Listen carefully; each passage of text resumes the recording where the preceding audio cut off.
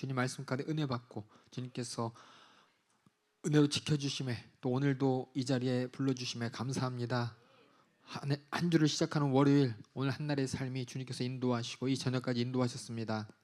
이 자리에서 주님께서 우리에게 깨닫고자 하시는 주님의 말씀을 주님이 택하시고 부르신 우리 모두에게 들려주시고 깨닫게 하시고, 그렇게 하나님을 인격적으로 알아가며 그 하나님이 내게 주실 구원과 영생과 또 약속의 소망을 절대로 망각하지 않게 해주시고 더 확실히 갖는 시간 되도록 인도하여 주시옵소서. 막연한 하나님이 아니라 아브라함을 만나 주셨던 하나님, 이삭을 만나 주셨던 하나님, 나도 만나 주셔서 그 하나님을 인격적으로 상대하며 하나님의 기쁨을 알고 또 하나님의 은혜를 아는 우리 모두가 되도록 인도하여 주시옵소서. 이 시간 앞에 있는 이 사람을 통해서 주님이 일하십니다. 오직 하나님의 말씀만 드러나게 하여 주시고 사람의 소견과 생각과 의견과 모든 것들은 사라질 수 있도록 인도하여 주시옵소서. 모든 시간 주님이 인도하실 줄 믿사옵고 예수님의 이름으로 기도하옵나이다. 아멘. 오늘로서 족장시대 또 참 오래 하고 있죠. 족장시대를 앞부분만 이렇게 하고 있습니다. 그래서 창조시대 이후에 오늘 족장시대를 마무리하면은 다음 시간에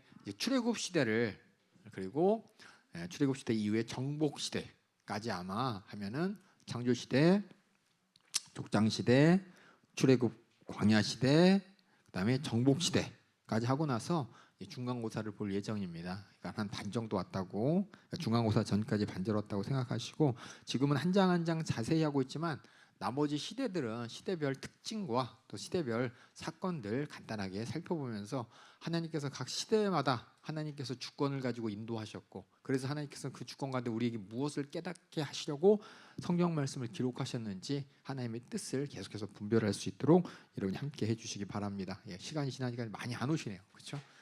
너무 일찍인지 모르겠는데 왜 이렇게 많이 안 오시지? 큰일 났네. 하다가 지겨우셨나? 오늘 야곱하고 요셉 같이 나누도록 하겠습니다. 아브라함 얘기가 이제 대부분 창세기에서 족장시대에서 가장 많은 부분을 차지하는데, 이삭은 너무도 짧은 부분만 나타났습니다. 근데 그 짧은 그 몇 장을 통해서 하나님께서 이삭을 약속의 후계자로, 약속의 후사로 허락하시면서 수많은 갈등이 있었고 문제가 있었고, 결국은 어떻게 했냐?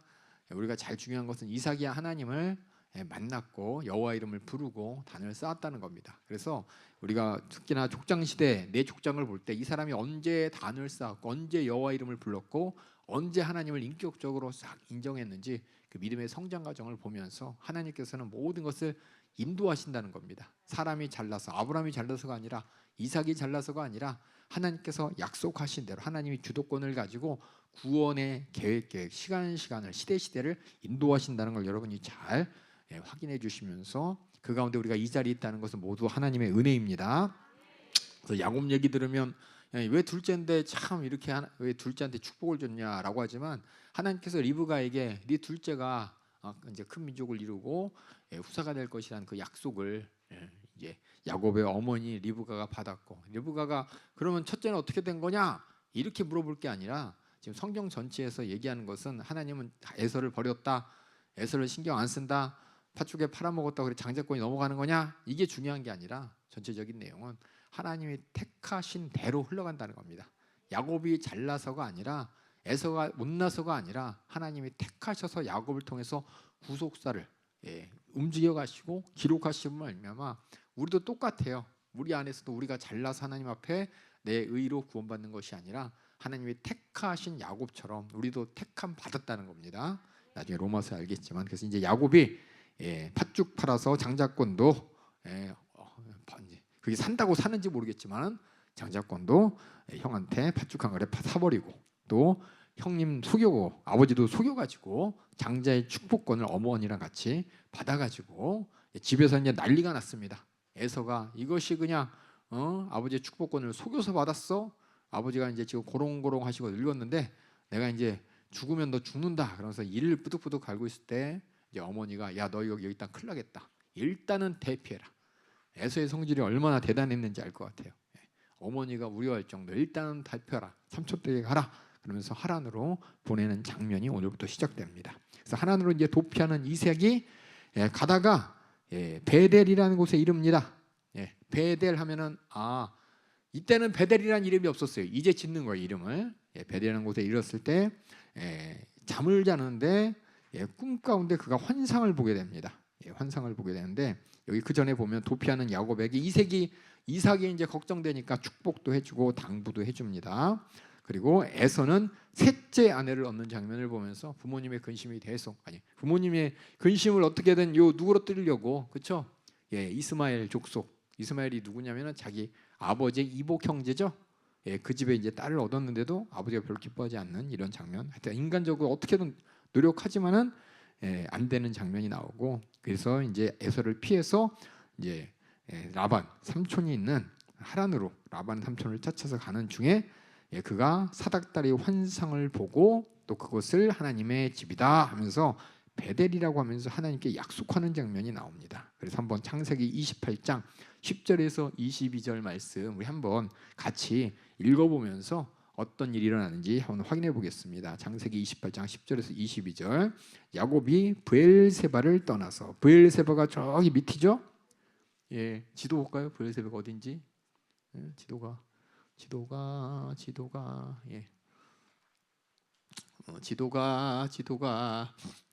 브엘세바 요 밑에 있죠. 요 밑에 브엘세바 여기 있죠. 여기 이 당시에 브엘세바가 여기 있고 여기서 이제 저 위쪽에 베델 저기 위에 보이시죠? 여기까지 이제 도망갔어요. 이제 베델 도망가다가 이제 밤이 돼서 잠을 잡니다. 브엘세바를 떠나서 하란으로 향하였더니 하란은 저기 위죠? 나올려나 모르겠는데 이 지도에 저기 더더더더더 안 보이네요. 그죠? 더 지나서 한참 더 가야 돼요. 하란에 향하더니 한 곳에 이르러 해가 진지라 거기서 유숙하고 그곳에 한 돌을 취하여 베개하고 거기서 누워 자더니 꿈에서 본즉 사닥다리가 땅 위에 섰는데 그 꼭대기에 하늘이 닿았고 본즉 하나님의 사자 천사들입니다. 그 위로 오르락내리락하고 또 본즉 여호와께서 그 위에 서서 가라사대 때 나는 여호와니 너의 조부의 아브라함의 하나님이요 이삭의 하나님이라.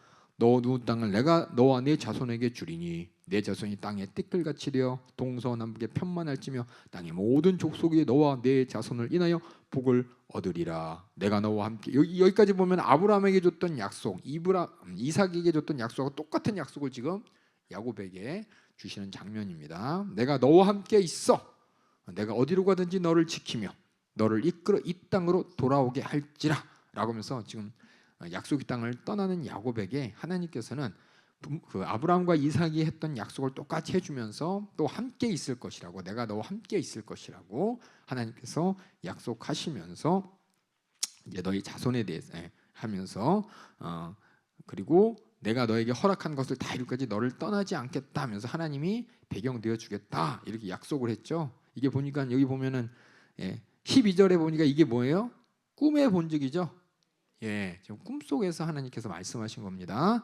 16절에 야곱이 잠이 깨어 가로되 야 여호와께서 과연 여기 계시거늘 내가 알지 못하였도다. 여기가 여호와 계신 곳이구나. 이에 두려워 가로되 두렵도다. 이곳이요 다른 것이 아니라 이는 하나님의 전이요 이는 하늘의 문이로다 하면서 왜냐하면 이쪽에 사닥다리가 또 꽂혀져서 그렇죠?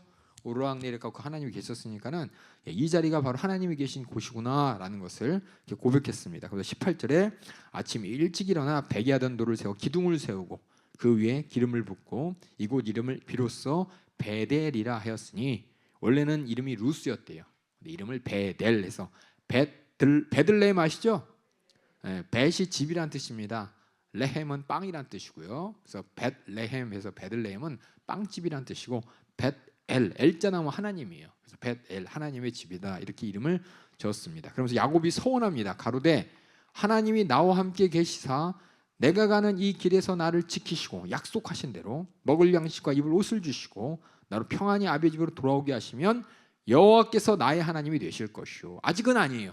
그렇죠? 하나님이구나라고만 했지 자기 하나님과 인격적인 관계가 지금 맺어진 것이 아닙니다. 그래서 그때 하나님께서 내게 약속하신 거 다 이루어주면 그때 돌아오게 되면 나의 하나님으로 내가 섬기겠습니다 라면서 돌기둥을 내가 기운 기둥으로 세운 이 돌이 하나님의 전이 될 것이며 하나님께서 내게 주신 모든 것에서 10분의 1을 내가 반드시 하나님께 드리겠습니다 라고 이렇게 서원을 합니다.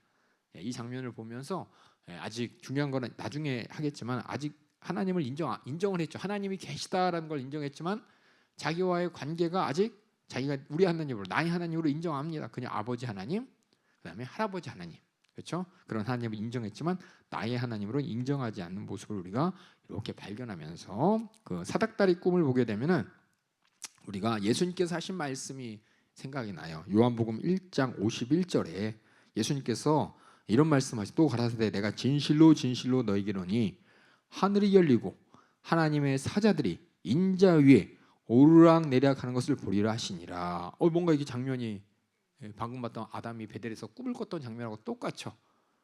아담이래요. 죄송해요. 야곱이.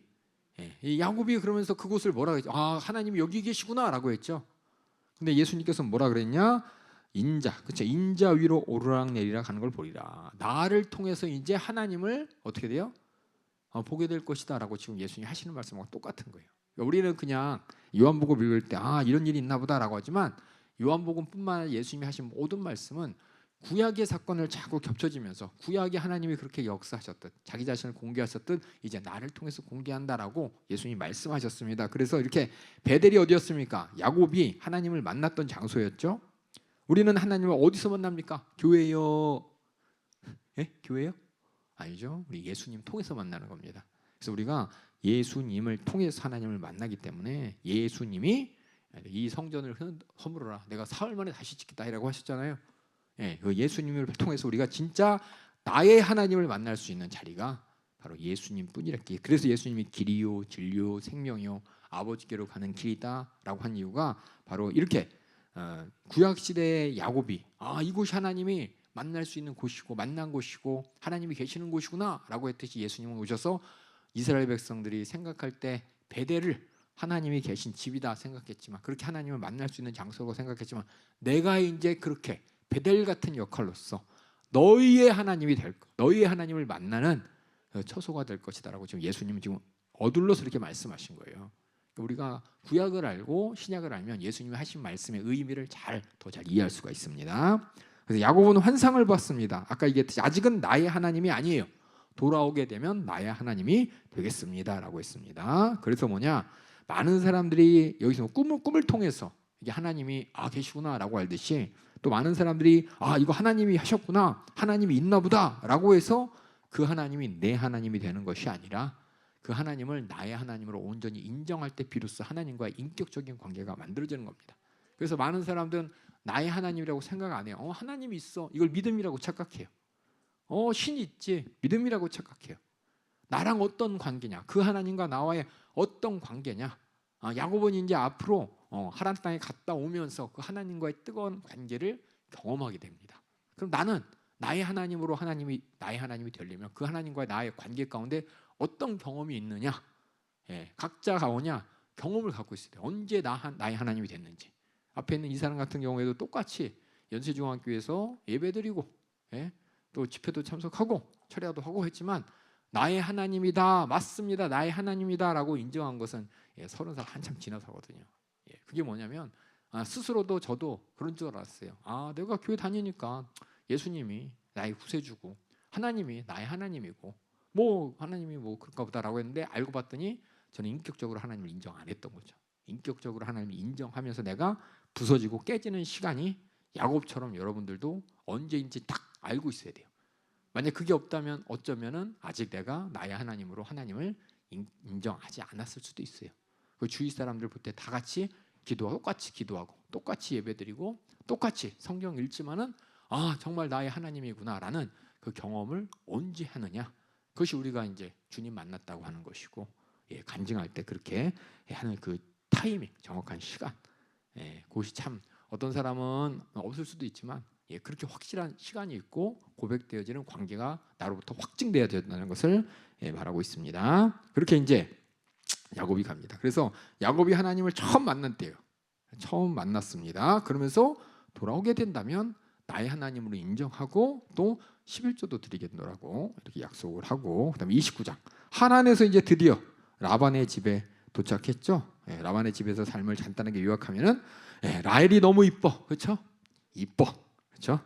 너무 이뻐. 그래서 라헬을 위해서 7년 동안 열심히 일하면은 삼촌이 라헬을 아내를 준다 그래서 열심히 일한 다음에 라헬이, 그렇죠? 라헬하고 이제 결혼하려고 했더니 결혼했는데 밤에 라헬이 안 들어오고 레아가 들어왔죠. 예, 바보예요, 바보. 그리고 좀 있다가 7일인가 있다가 또 어떻게 삼촌이 나를 속일 수 있습니까? 라고 했더니 우리 동네는 언니가 먼저 가야 돼. 7년만 더 해. 그럼 둘째도 줄게. 이렇게 얘기를 한 거예요, 약속을. 그래서 우리가 가만히 보면은 그 다음에 7년을 약속하고 라헬을 아내로 맞이합니다. 그러면서 그 사이에 무슨 일이 하냐면 레아가 자녀들을 많이 낳고 라헬은 아기를 못 낳는 이런 장면이 나오는데 그 뒤에 보면 여기 보면은 29장의 내용이 뭐냐면 라반이 야곱이 라반한테 속죠. 야곱이 사실상이 원래 약속의 땅에서는 에서를 그냥 꾀도로 장자권도 사고 그렇죠. 먼저 가서 축복한수도 받고 속여 먹기 1등이었는데 오히려 이제 집 떠나서 삼촌 집에 왔더니 삼촌이 한 수위야. 그렇죠?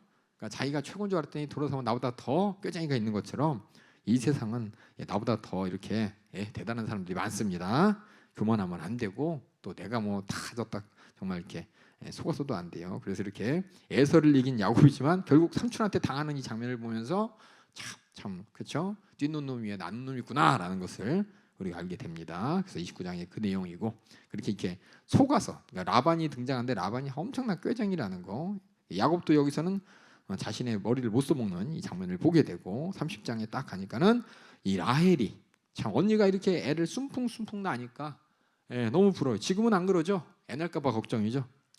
그 당시엔 자녀 낳는 게 축복이고 하나님의 축복을 온전히 알고 있기 때문에 언니가 애를 숨풍숨풍 낳는 걸 보니까는 막 시기해가지고 나는 안 되지만 내 여종이 나 대신 아기를 낳아다오 하면서 여종 비라를 집어넣어서 여종 비라를 통해서 아기를 갖게 되죠.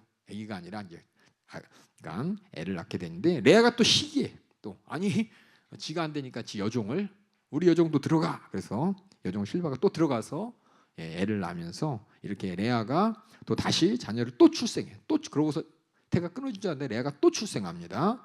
그래서 이렇게 많은 자식들이 생기는 장면이 30장. 어떻게 보면 인간들의 시기 질투 때문에 많은 자녀들을 갖게 되는 하나님의 섭리를 우리가 발견하게 됩니다. 그러면서 라헬이 첫 아들 요셉을 출생했다까지 나오고 이 와중에 야곱은 라반하고 이제 품삯을 계약하죠.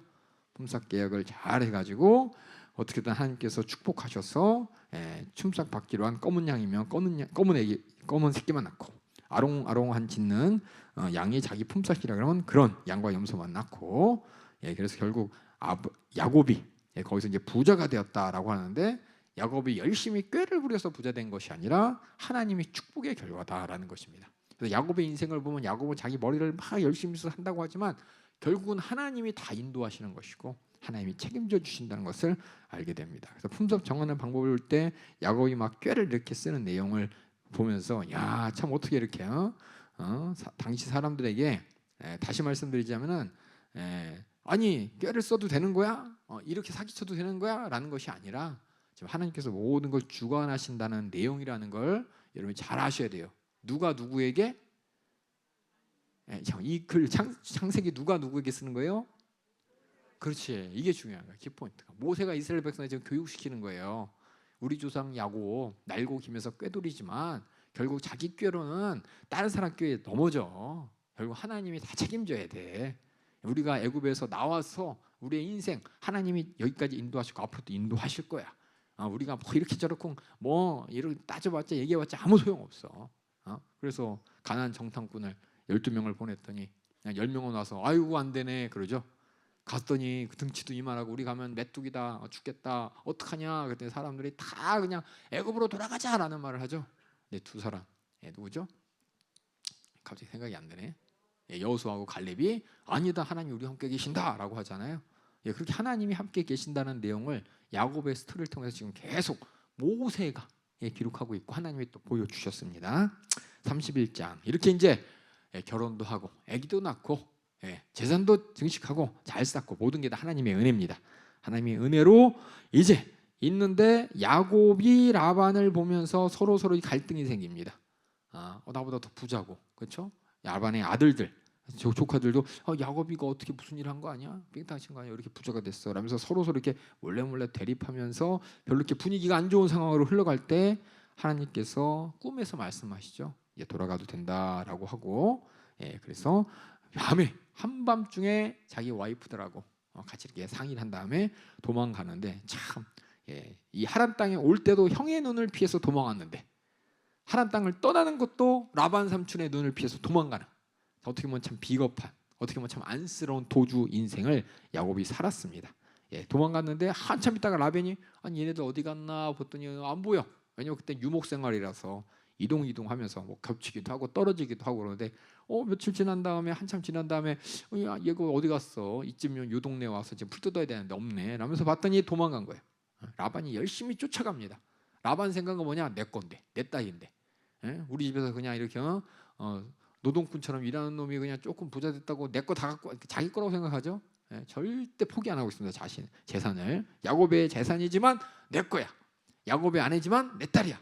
그러면서 자기의 소유를 포기하지 않고 막 쫓아가는데 하나님께서 라반에게 나타나시죠. 꿈에. 지금 야곱의 모든 이 구속사는 역사는 꿈에 의해 지금 이루어집니다. 꿈에서 하나님이 나타나시고 꿈에서 떠나라고 하시고 꿈에서 라반에게 현몽하시고 그래서 라반에게 이제 하나님께서 겁을 주서 라반이 겁먹고 이제 야곱이 우리 하나님과 함께 있구나라는 것을 알면서 함부로 하면 안 되겠다 이것을 깨닫습니다. 깨닫는 것을 보게 되면서 그런데 뭐냐? 추격 도망가는 중에 뭔 일이 있었습니까? 라헬이 그냥 도망간 게 아니라 도망가면서 아버지가 소중히 여기는 우상단지를 갖고 도망가죠. 우상단지를 도망가서 자기 안장 밑에다 이렇게 넣어가지고 싹 도망가는 장면을 보면서 라헬을 가만히 보면은 라헬은 얼굴은 이뻐요. 야곱은 그냥 홀딱 반할 정도로 질투도 많죠. 그렇죠? 아버지 것도 도둑질하죠. 또 우상도 들어오죠. 얼굴 이쁘다고 다가 아니죠. 그렇죠? 뜨끔하시는 분은 지금 웃었어. 자기 얘기하는 줄 알고. 자기 얘기 아니에요. 이렇게 다 웃네. 다 자기 얘기인 줄 알았나? 그래서 이렇게 얼굴 이쁜 게 다가 아니라 결국은 이 라헬을 통해서 정말 이렇게 어려운 곤란한 지경을 겪는다는 것을 우리가 알게 되면서 이쁜 게 다가 아니다. 이뻐도 질투 많고 도둑질 잘하고 하나님 말고 다른 거 섬기는 이런 사람 힘듭니다. 야곱이 그래서 라헬 때문에 힘들었어요. 집안에 그냥 바람 잘 날이 없었어요. 그렇게 라헬의 모습이 나타나고 근데 얘기하죠. 라벤이 와서 아니 우리 집에 뭔가 없어졌는데 뭔가 너희들이 가져간 것 같아. 그래서 이제 찾으려고 이거 찾아갖고 이제 마지막 꼬투리 잡아서 끌고 가려고 하나님이 겁박했지만 합법적으로 야곱을 못 도망가게 하려고 야곱이 갖고 있는 재산이나 자식이나 손주들 안 뺏기려고 아니 우리 집에 있는 이 드라빔 우상단지가 없어졌는데 누구 가져간 거 아니야? 그러면서 이렇게 찾아보겠다 하는데 라헬이 꾀를 내죠. 꾀쟁이 아내답게 몸이 힘들어서 못 내려가겠어요. 이래가지고 그대로 앉아 있어서 안 들켰죠. 안 들켰는데 문제는 우상을 들여갔다는 겁니다. 결국 야곱이 하나님의 인도에 따라 하란까지 갔지만 그 하나에서 물론 하나님을 의식하는 사람들이 있었지만 동시에 우상도 통일하게 섬겼고 결국 이 아내 때문에 야곱이 이 우상 단지를 갖고 오게 되고 그만큼 아내에게 이렇게 휘둘렸다는 얘기가 뒤에 나옵니다. 그래서 그렇게 결국은 하나님의 은혜로 하여튼 이 하란 땅에서 탈출해서 벗어나서 이제 돌아오게 됩니다. 돌아오는 길에 보니까 하나님의 군대를 만났다고 32절에 이렇게 나와요. 이게 어떤 뜻일까요? 하나님의 군대를 만났다 이 뜻이 야곱이 겁이 많아요. 그렇죠? 도망자 인생이잖아요. 이쪽에서 도망가서 돌아가고 이제 하나님께서 돌아가도 된다라고 하는데 뒤에서는 라반이 그냥 눈에 불을 켜고서 그냥 어떻게든 그냥 못 떠나게 하려고 잡으려고 이러고 있고 앞에는 형 에서가 그렇죠? 돌아오기만 기다리면서 이제 칼날과 집에서 길려온 병사들과 함께 눈을 부릅뜨고 있고 야곱의 입장이 어땠을까요? 불안하죠. 어딜 가도 마음의 평안을 갖지 못할 때 하나님께서 보여주시는 거예요. 하나님의 군대를 보여주시면서 이 어마어마한 군대 바로 하나님의 이 군대 바로 이 배경이 너다라고 하나님께서 보여주셔서 어쨌든 야곱을 이끌고 하나님께서 이제 다시 돌아오게 합니다. 그래서 그 군대를 만난 곳에서 마나임이다 이렇게 얘기했고 그것이 기록에 남아 있습니다. 그리고 에서에게 이제 사람을 보내죠. 에서가 혹시 마음이 조금 누그러져서 나를 죽이려고 하는 마음이 없어지면 어떨까 그래서 막 머리를 막 씁니다. 살려고 그렇죠? 살려고 보내서 동생이 옵니다. 형님에게 인사합니다. 주인이요, 막 종입니다. 막 이런 얘기까지 해가면서 형한테 어떻게 살고자 막 이렇게 삽삽하는 모습 보이고, 이렇게 기도도 하는데 안 되고, 그래서 예물을 또 에서 보내죠. 한 때 두 때로 나눠서 다 갔다가 혹시나 에서가 칼을 들고 오면 나머지는 도망가 이렇게 이제 자기 나름대로 꾀를 부리면서 어떻게든 살아보려고 애를 쓰는 장면이 32장에 나오는데 결국은 다 떠나보내고 혼자 이제 약보가 건너편에 앉았죠. 앉아가지고 이제 하나님 앞에 이제 비로소 이제 하나님한테 살려달라고 기도하는. 그 앞에는 내 머리로 했는데 힘으로 했는데 뒤에서는 라반이 앞에서는 에서가 진퇴양난에 어디로 가야 될지 뭐 해야 될지 모르니까 그제서 이제 하나님을 찾죠. 그랬더니 어떤 사자가 와서 씨름하면서 나를 축복하지 않으면 내가 놓지 않겠습니다. 얼마나 절박했는지를 지금 얘기하고 있습니다. 그래서 그 뒤에 보면은 에서를 대면하기 전에 야곱이 했던 두 가지 조치가 있는데 하나는 뭐냐? 자기 수단으로 어떻게 하면은 에서의 마음을 돌릴까? 혹시나 에서가 죽이려고 해도 살 길은 없을까라고 하면서 자기의 수단을 막 들이대면서 자기의 교활함과 또 자기의 이기심과 물질 갖고 어떻게 해버려 보려는 하나님이 아닌 물질 만능주의의 모습.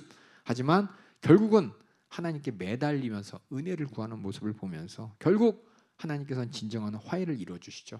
환도뼈를 쳐서 그 모습을 에서가 보면서 불쌍한 긍휼하게 생각하죠. 내가 저것 죽이겠다고 내가 그동안 이를 바닥바닥 걸었나 저런 벌레만도 못한 쭈글쭈글 저 장애인 그렇죠?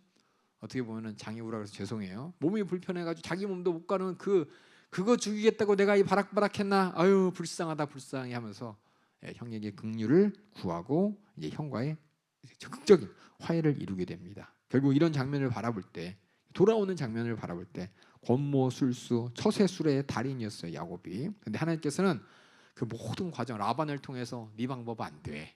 그렇죠? 돌아오는 길에서도 하나님께서 꿈을 통해서 라반과 화해하게 하시고 빠져나오게 하시고 또 하나님께서 은혜를 베푸셔서 자기 방법이 아니라 하나님께서 쳐서 불쌍한 모습으로 만들어 가지고 하나님을 그렇죠? 하나님의 은혜로 이제 형님과 화해하는 장면을 나오면서 그때 내가 하나님의 얼굴을 보았다라면서 그 자리를 브니엘이라고 이름을 졌다고 합니다. 그래서 환도뼈가 부러짐과 동시에 자신의 무기력을 깨닫고 이제 비로소 절대적인 하나님을 인정하고 나의 하나님으로 인정하는 언약의 계승자로서 이름까지도 이스라엘이라는 새로운 정체성의 사람으로 변하고 이제 드디어 하나님의 구속의 역사를 이룰 자격을 갖췄다고 하나님께서 인정하시는 자입니다. 그러니까 결국 하나님을 의지할 수밖에 없는 모습이죠. 이름을 바꿨다는 게 아브람과 사라가 그렇죠? 아브라함과 사레로 이름 바뀌었을 때 하나님께서 그들이 믿지 못하는 것에 대해서 확신을 주기 위해서 이름을 바꿔주셨잖아요. 하나님의 사람이 되었다라는 증거가 이제 이스라엘의 이름을 가졌다는 것으로 새로운 정체성이 이름을 통해서 이제 나타나게 됩니다. 그렇게 이제 형님과 상봉하게 되고 화해하게 되고 그래서 형을 만났는데 7번 절을 하죠. 얼마나 아직까지 남아 있어, 그렇죠? 살아보려고 종과 주인의 관계로 아주 그냥 그게 뭐냐 백성이 왕에게 보이는 그렇게 살아보겠다고 형한테 극진하게 그냥 이렇게 불쌍한 모습으로 이렇게 자신의 모습을 낮춥니다. 32장에서 분명히 하나님의 군대를 하나님이 만나게 하시고 안심을 시켜주는데도 불구하고 아직도 에서를 만나니까 비굴해져.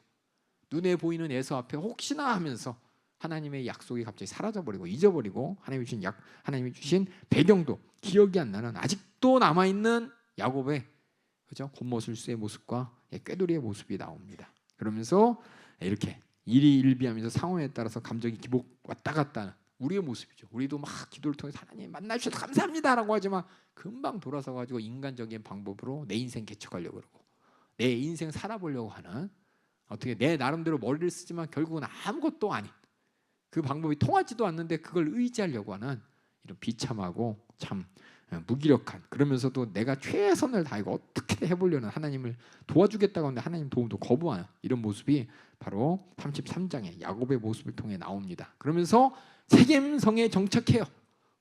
세겜성이 어디 있죠? 지도 한번 볼까요? 세겜성이 어디 있죠? 여기 있죠. 베델 바로 위죠. 조금만 더 내려가야 되는데 왜냐하면 베델에서 하나님한테 약속했잖아요. 이곳에 돌아오면 나의 하나님이 될 것입니다. 하나님이 돌아오게 했는데도 베델에 안 가고 세겜에 딱 정착을 해요. 마치 롯이 들판을 보면서 도시가 있는 것보다 소돔 근처로 이렇게 슬슬 가서 갔듯이 이제 자기 인생의 가장 큰 문제가 해결됐습니다. 형과의 관계. 죽일 듯한 형이 나에게 용서를 했고 나의 보호자가 되고 또 내가 돌아오는 걸 허락했습니다.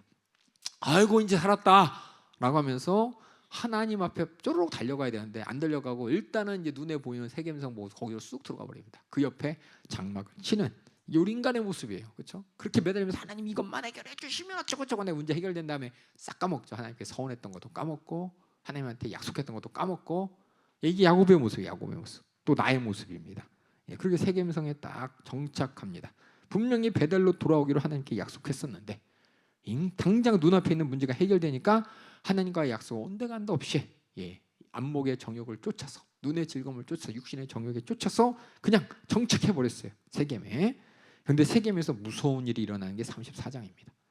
하나님과의 약속을 지키지 않고 어떤 일이 나타났냐? 세겜에 딱 있는데 디나라는 외동딸, 아름다운 딸이 있는데 세겜 사람이 세겜성에 이제 하몰이라는 사람이 있고 아들 이름이 세겜이에요. 아들 이름 따 세겜이라 했는데 그 아들이 디나를 보고서 뿅 가버리니까 뿅 가갖고 그냥 덮쳐버렸죠. 덮쳐버렸습니다. 덮치고 나서 아버지한테 쫓아가서 막 쪼릅니다. 나 디나하고 장가 갈래. 디나랑 결혼할래. 막 난리가 나죠. 난리가 납니다. 그랬더니 하몰이 아들 때문에 이제 야곱한테 가가지고 얘기를 하죠. 우리 아들하고 얘 좋다는데 좀 결혼 좀 시켜줘. 그랬더니 야곱이 그때 겁을 먹어요. 왜냐면 그때 얘기했지만 그 땅 주인 사람들하고 아브라함이나 이삭이나 또 야곱은 외부인이잖아요. 자신이 물건도 많고 자신 재산도 많고 이제 막 돌아와가지고 정착 좀 하려 했더니 큰 성 사람들이 와가지고 우르떼거지로 몰려와서 우리 아들이 당신 딸 달래. 결혼시켜줄 거 아니 시켜줄 거야. 거의 반협박이죠. 큰일 났네. 빨리 여기를 떴어야 되는데 안 뜬 결과가 지금 그렇게 그 사람들하고 얽히고 설켜가지고 지금 이제 큰 겁박을 받게 됩니다. 그래서 어떻게 할까 하는데 꾀를 내죠. 또 꾀를 내는 게 뭐냐? 그 누가 꾀를 내냐면 그 형제들이 꾀를 내죠. 디나의 오빠들이 꾀를 내 가지고 아주 그냥 분이 나는 거야. 아니 우리 동생을 강간해? 어떻게 복수하지? 막 하다가 꾀를 내서 우리는 여호와 사람이고 하나님의 사람인데 하나님이 우리에게 할례라는 명령을 줘서 우리는 하나님의 사람이 표시를 했다. 네가 우리랑 같이 디나를 정말 너의 가족으로 받아들이려면 우리를 받아들이려면 너희도 할례라고 얘기하는 거예요. 그때 그 삼 사람들은 그냥 할례에 대해서 우리가 왜 할례? 그랬더니 이제 세겜 아빠 가서 설득하는 거예요. 야 야곱 부자잖아. 엄청난 부자잖아. 우리가 할례에서 결혼하면 그거 다 우리 거나 마찬가지 아니냐. 같은 족속이 되니까. 이렇게 이제 꼬드겨 가지고 세겜 사람 모든 남자들이 다 할례를 받죠. 할례를 받고서 다 같이 아파가지고 시름시름 앓고 있는데 그 형제 누구죠? 누구죠? 레위하고 베냐민 레위하고 누구죠? 레위죠. 레위하고 시몬이죠. 레위하고 시몬이 그냥 칼 들고 가서 그냥 아파갖고 제대로 걷지도 못하는 사람들 싹 다 죽여버립니다. 이게 뭐냐면 이제 클났어. 야곱 더 클났어. 뭐 피하려다 뭐 밟았어. 그렇죠? 딸 때문에 그냥 전전긍긍하고 힘든데 어쩔 수 없이 딸을 뺏기게 됐는데 이 아들놈들이 가가지고 그 세겜성에 있는 남자를 싹 다 죽여버렸네. 큰일 났네. 그 동네에 소문나면 어떻게 되겠어요? 아니 저 외부에서 온 야곱이 세겜성에 있는 그 사람들을 싹 다 죽여버리고 아니 이방인 주제 이 땅에서 그냥 자기가 뭐 정착을 해 숫자도 별거 안 되는 게 이거 가만 놔두면 안 겠다. 그러면서 주위 사람들이 다 어떻게 되겠어요? 야곱의 걱정이 그거예요. 내가 이렇게 큰 일을 저질렀어요. 어떡하냐. 이제 여기서 먹고 살긴 틀렸다. 또 위기에 봉착합니다. 그러니까 자꾸 자기 꾀를 가지고 이러면 되겠지 하는데 결국 악수를 두게 인생 가운데 계속 악수를 두고 자식들의 그 피비린내 사륙의 현장 가운데 이제 겁나요. 어떡하나 걱정하다가 근데 반대로 하나님께서는 어떻게 됐냐? 오히려 가나안 사람들이 이 사건을 보면서 어이구 저 사람 함부로 건드리면 안 되겠다. 꼭 서로 두려워해. 야곱은 저 사람들이 자기네 숫자가 얼마 안 되는 자기 가족들이 멸절당할까 봐 두렵고 근데 하나님께서는 그것을 그 가나안 땅 사람들에게 보여줄 때 함부로 건들면 이렇게 된다라는 것을 보여주는 거예요. 그러니까 주위 사람들이 어이구 저 사람 함부로 건들면 안 되겠다 라면서 이렇게 하고 있죠. 겁먹어서 서로 겁먹고 있는 이런 장면 가운데 다시 이제 베델로 열심히 달려가는 거죠. 기억하는 거죠. 베델로 갔어야 되는데 괜히 섰다. 멈췄다.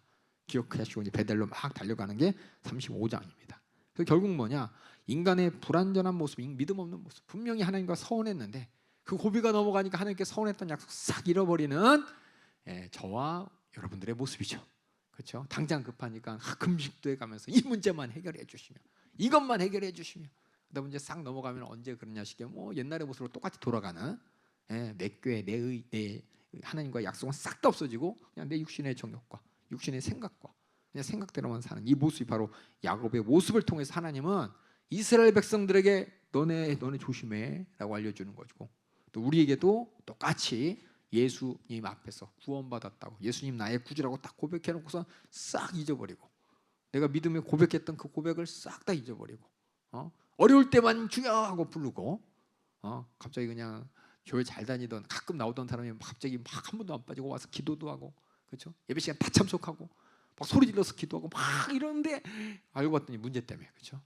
예전에 봤더니 제가 그런 적이 있었어요. 옛날에 몇 년 새벽 예배 인도하는데 그렇게 안 나오시던 분이 와갖고 막 앞에 앉아가지고 막 눈을 이렇게 동그랗게 뜨고 막 예배도 드리고, 그럼 막 기도도 열심히 기도해달라고 막 하고, 알고 봤더니 이제 무슨 일에서 재판을 받아야 된대. 재판을 받아 이거 어떡하냐고, 여기서 시험 나면 어떡하냐고 막 걱정하면서 한참 동안 그렇게 열심히 하다가 잘 넘어가니까 근데 안 나오시더라고요. 웃는 얘기지만 다 우리 모습 아닙니까? 이게 이런 사람을 하나님이 만들어 가시는 거예요. 우리가 잘나서 우리가 신앙생활을 하는 게 아니라 하나님께서 그런 모든 과정 가운데 계속해서 말씀을 통해서 우리를 온전하게 만들어 가고 계십니다. 그래서 이제 불이 나게 그냥 28장 때 서운했던 그 장소, 떠났을 때 하나님께 약속했던 장소로 열심히 달려서 베델로 갑니다. 베델로 가기 전에 한 것이 뭐냐면 세겜 땅에다가, 야 잠깐 뭔가 문제가 있는 것 같아, 하나님한테 완전히 가야 돼. 그러면서 야 저희 너희들 갖고 있는 우상 다 가져와. 완전한 이제 결단을 하는 거예요. 그렇죠? 라헬이 갖춰놓은 르비딤도 그렇고 또 귀걸이나 여러 가지 장신구 중에서 우상 숭배에 관련된 건 싹 다 걷어가지고 땅에다 묻어놓고 땅에다 묻고 완전히 버리고 베델로 가는 장면이 35장입니다. 그래서 베델로 가서 이제 드디어 단을 쌓고 이 말은 드디어 하나님 앞에 예배드리기 시작하는 예배자가 되었습니다. 그리고 하나님께서 야곱을 축복하시고, 그 와중에 이 라헬은 베냐민을 낳다가 죽죠. 죽는 사건이 나타나고, 또 그 와중에 자기 장자 있죠, 장자 루벤이 소모라 그러죠. 이 첩과 통과하고, 아이고 이런 일이 나타나네. 그러면서 또 이삭은 죽습니다. 이삭이 그때 180세예요. 잠깐 생각해 보세요. 이삭이 나 죽을 것 같아, 별미를 잡아와. 그때 몇 살이었다고요? 혹시 기억하세요? 나 힘들어서 늙어서 힘없어, 죽을 거, 죽기 전에 축복할 테니까 예서야 가서 별미를 만들어라. 그때 몇 살이었는지 아세요? 기억 안 나죠, 그렇죠? 그 다음에 뭐예요? 떠났죠. 바로 야곱이 떠났죠. 야곱이 그때가 40세 때예요. 야곱이, 이삭이 야곱을 몇 살 때 낳았다고요? 60세. 그럼 언제부터 고롱고롱했어요? 100세 때 고롱했는데 180세까지 살았어. 이걸 한번 보시라고 그냥. 이삭은 이렇게 고롱고롱하면서 하나님께 오래 살게 하셨어. 이렇게 성경에 안 나와 있지만 이게 날짜를 이렇게 추적해 보니까는, 나이를 추적해 보니까 헤브론에서 180대 이삭이 죽었다. 그리고 보면서 그럼 80년 동안 고롱고롱하면서 참 어떻게든 하나님께서 아들 돌아온 것도 보게 하시고 그러셨구나 라면서 또 뭘 알 수 있냐? 갔다가 몇 년 만에 야곱이 돌아왔을까요? 대충 날짜 계산하면은 7년 거기다가 또 뭐지? 노동의 대가를 가지고 이제 라반하고 수싸움하는데 7년, 한 20년 동안 있고 돌아온 게 이제 60세 때 돌아온 거예요. 그 60세 돌아왔으면은 헤브론에서 이삭이 죽었을 때가 180세니까 20년은 더 아버지랑 어쨌든 같이 있었다는 걸 우리가 알게 됩니다. 그래서 창세기 읽을 때 여러분 한번 나이를 한번 가만히 생각해 보세요. 나이 그냥 대충 나오는데 그럼 몇 년 동안 그 안에 무슨 일이 있었나? 그러니까 20년 동안 있었던 일이 뭐냐면은 바로 르우벤이 서모와 통관하고, 또 라헬은 뭐요? 베냐민 낳다가 죽고, 그 와중에 있었다는 걸 여러분이 보시면서 결국 야곱의 인생을 통해서 하나님께서는 계속해서 깨닫게 하십니다. 스스로 깨달을 때가 기다리고 계세요. 그래서 베델로 이끄신 하나님, 내가 이곳에 오게 된다면 당신을 나의 하나님으로 인정하겠습니다라는 그 고백을 결국은 하나님께서 이루시고, 그 전에 모든 이방신을 정리하면서 하나님의 집인 베델로 이렇게 오르죠. 그러면서 이름도 바뀌었어요. 그렇죠? 하나님을 온전히 섬기는 사람이 되는 이렇게 여호와 신앙, 하나님을 나의 하나님으로 인정하는 전기를 하나님께서는 만들어 주셨습니다. 예, 예. 그러니까 모든 과정을 보면은 인간의 생각과 하나님의 계획이 참 어떻게 그렇게 참 인간은 계획대로 하려고 하는데 안 되고, 그렇죠? 하나님은 어떻게든 그 안 되는 사건을 통해서 하나님을 기억하게 하시면서 인도하신다는 것을 보면서 우리도 인생 가운데 내가 세운 계획이나 내가 세운 계획이 막 무너질 때 혹시 하나님의 뜻이 뭔가 자꾸 하나님을 찾아야 돼요. 하나님께 들려지는 목소리에 귀를 기울일 수 있는 여러분 되길 주님의 이름으로 축원합니다. 그래서 약복강 변화 이후에도 아직도 시련을 받고 있습니다. 디나 자기 외동딸이 강간당했죠. 또 자기의 사랑하는 아내는 죽었죠. 장자는 자기 첩하고 통관을 하죠. 하나님 말씀대로 가지 않고 자신의 생각을 따라간 다음에 이렇게 엄청난 시련을 그렇죠? 당했지만 하나님께서는 그것을 징계로서 끝나는 게 아니라 하나님이 그걸 통해 가르치시는 거죠. 가르치시면 하나님 앞으로 올 수 있도록 하나님의 은혜의 손길을 지금 보여주시는 게 야곱의 인생입니다. 야곱의 인생을 통해서 우리는 어떻게 하나님을 상대해야 되는지, 인생 가운데 닥쳐오는 모든 환난과 고통과 괴로움 가운데 하나님을 내가 어떻게 찾아가야 되는지, 하나님 앞에서 내가 이런 일을 당하지 않도록 하나님과의 관계를 잘하는 여러분 되길 주님의 이름으로 축원합니다. 그래서 이렇게 에서와 야곱의 세대의 마지막 이제 정리하는 게 36장입니다. 에서의 후손들이 바로 에돔 족속인 것이고 또 세일의 자손들로서 가나안 땅에 있는 수많은 사람들이 있으면서 결국은 이스라엘 백성들에게 하는 얘기예요. 이 창세기 36장은 모세가 지금 우리 약속의 땅에 보면 이런 족속 저기저기 다 있는 거 다 그런 역사를 통해서 이루어진 거다. 하나님이 주관하시는 모든 역사 가운데 모든 것이 펼쳐졌고 우리는 그 역사를 하나님의 말씀대로 이루기 위해서 지금 가나안 땅으로 들어가는 거야 라면서 그냥 막연하게 가는 게 아니라 모든 역사적 배경이 바로 하나님이다.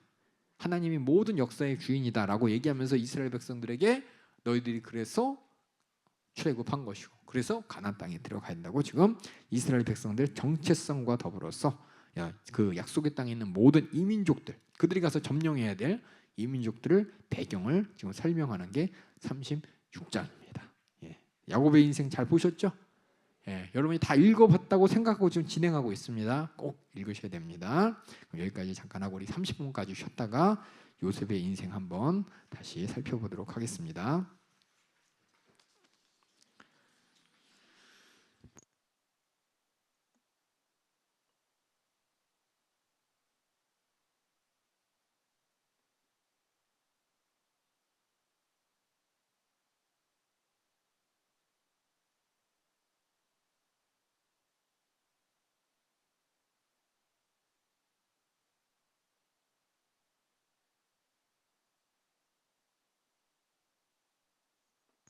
여기서 들으면 끝나면 안 돼요. 꼭 성경 읽어야 돼요. 다 읽어보고 생각하고 와서 같이 이렇게 나눠야 됩니다.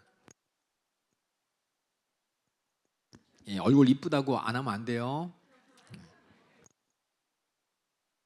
웃는 사람 봐라.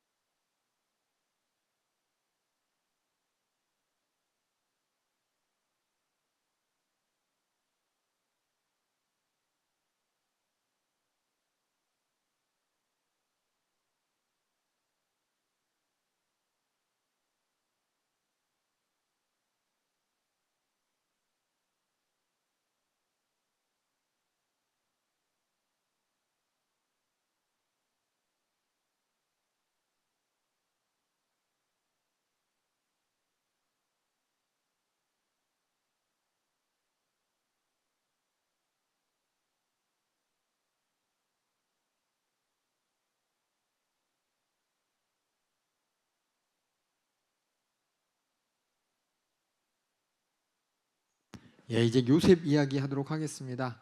예, 여기 볼 때 세대별로 잘 보셔야 돼요. 아브라함 시대 때는 아브라함하고 비교할 대상이 롯, 그렇죠? 이삭하고 같이 있던 같은 세대의 이스마엘, 또 야곱은 같은 시대에 있었던 에서, 그렇죠? 요셉은 요셉 얘기뿐만 아니라 요셉의 형제에게도 같이 진행되기 때문에 4세대의 이야기라고 여러분이 보시면서 창세기를 가만히 읽어보시면서 각 시대별로 하나님께서 어떻게 일하고 계시나, 아브라함과 롯을 바라보면서 하나님의 목소리를 따라가는 사람, 또 사람의 눈을 따라가는 사람, 이렇게 잘 보시면서 나는 누군가 보시고, 이스마엘과 이삭을 바라보면서 하나님의 약속된 후손으로서 정말 믿음을 가지고 가는 사람, 아니면 약속의 후손이 아닌 채 살아가는 사람, 이렇게 찾아보시고, 또 야곱과 에서를 보면서 하나님께서 택하신 사람으로서 하나님의 인도받는 사람, 아니면 내 마음대로 내 뜻대로 막 사는 사람, 이게 잘 보시고, 요셉은 이제 형제들을 통해서 이제 어떤 얘기를 하시는지 함께 살펴보도록 하겠습니다. 요셉을 보면은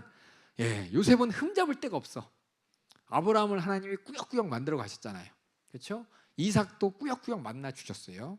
결국은 마지막이 아니라 처음부터 하나님 마음에 쏙 드는 아브라함이 아니었고 이삭이 아니었고 야곱이 아니었지만 하나님께서는 그들을 만나 주시고 또 그들의 환경 가운데 앞길로 인도하시고, 그런 경험을 통해서 하나님만 따라가야 되는구나, 진짜 하나님께 약속한 거 지켜야 되는구나, 하나님은 약속을 이루시는구나 라면서 하나하나 따라가는데, 요셉의 이야기를 보면 한 번도 하나님께서 요셉하고 얘기 나누는 장면이 한 번도 안 나와요. 아브라함에게도 얘기했고 이삭에게도 얘기했고 야곱에서는 꿈에서도 얘기하시고 자주 얘기하셨는데, 요셉 이 이야기를 보면은 요셉의 후손들도 마찬가지고 하나님께서 요셉에게도 요셉의 형제에게도 어떤 말씀을 하고 들었다 그런 얘기가 안 나와요. 그럼 이게 어떻게 된 거예요?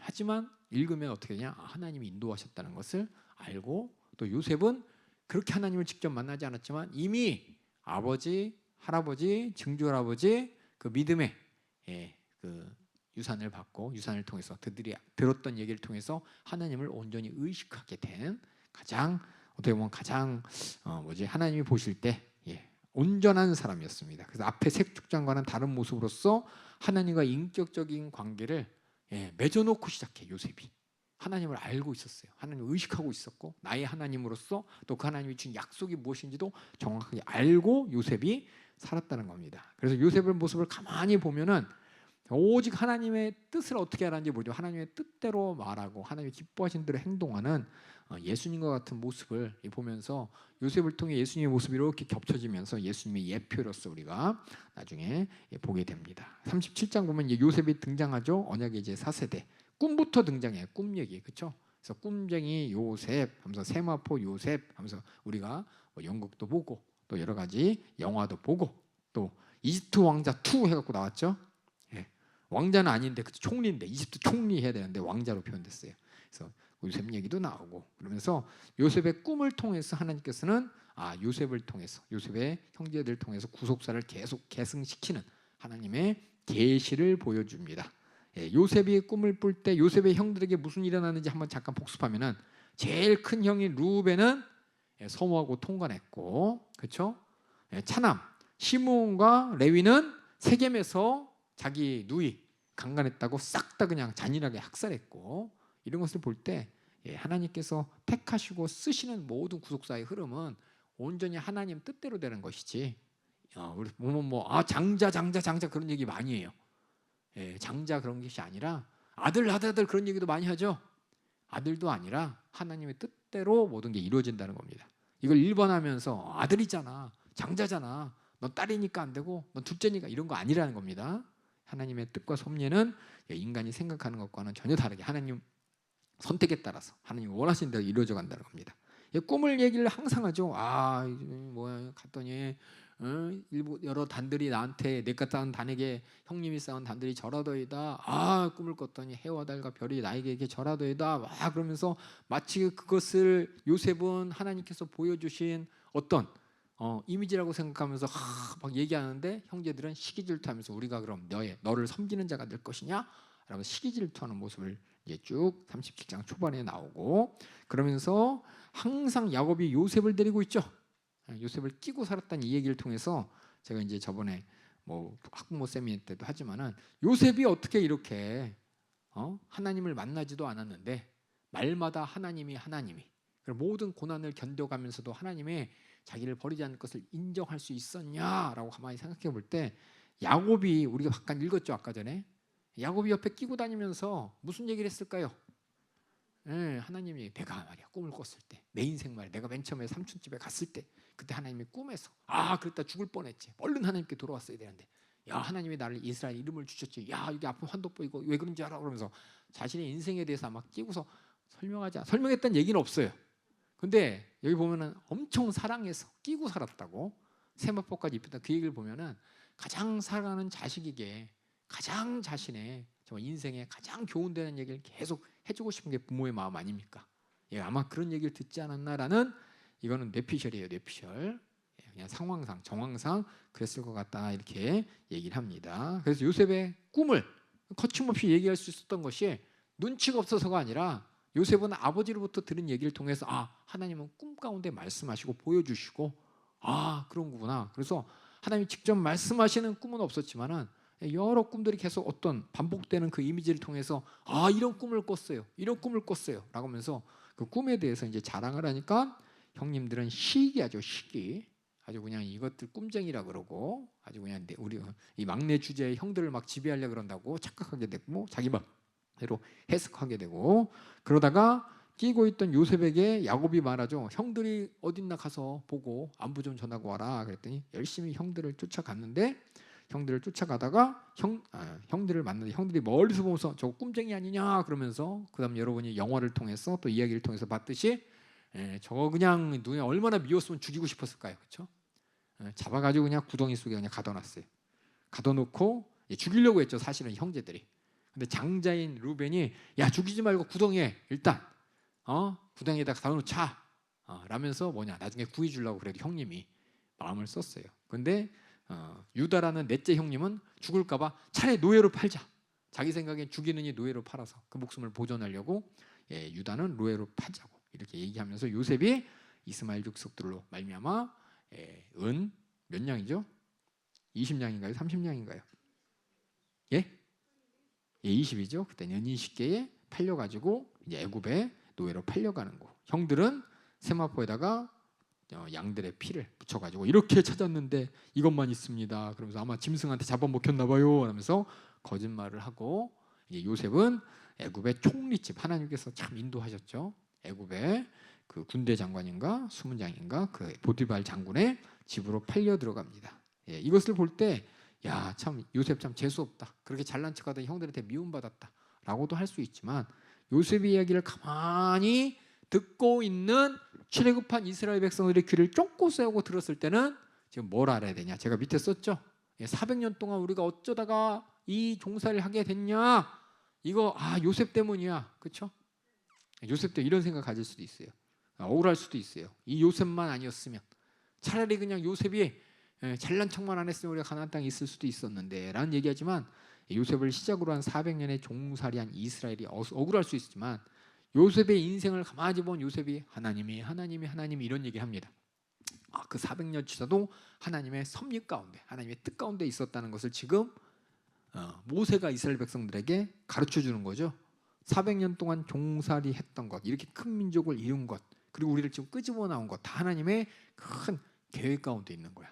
하나님 인도하신 거야 라는 것을 지금 요셉의 이야기를 통해서 요셉의 고백을 통해서 지금 모세를 통해서 하나님이 지금 이스라엘 백성들에게 하나님의 계획과 섭리를 하나님의 주권을 주관하셨다는 것을 지금 가르치는 장면입니다. 그러면서 갑자기 요셉의 형제 얘기가 또 하나 나오죠.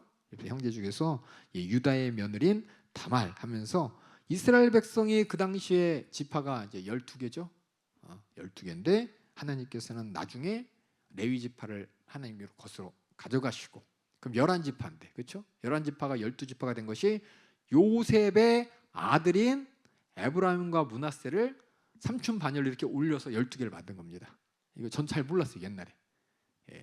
몰랐는데 혹시 처음 들으신 분들 있을까요? 12지파면은 12아들이 12지파구나 이렇게 할 텐데 그게 아니라 그 지파 중에 하나는 하나님께서 모세 지파예요. 레위 지파는 하나님께서 제사장 가문으로 또 성전을 위해서 하나님을 섬기는 그 감옥으로 천열배로서 가져가시고 11지파를 12개로 만들기 위해서 이 요셉의 아들들을 삼촌 반열로 올려가지고 12지파를 만든데 그 반열 이름이 에브라임과 므낫세라는 겁니다.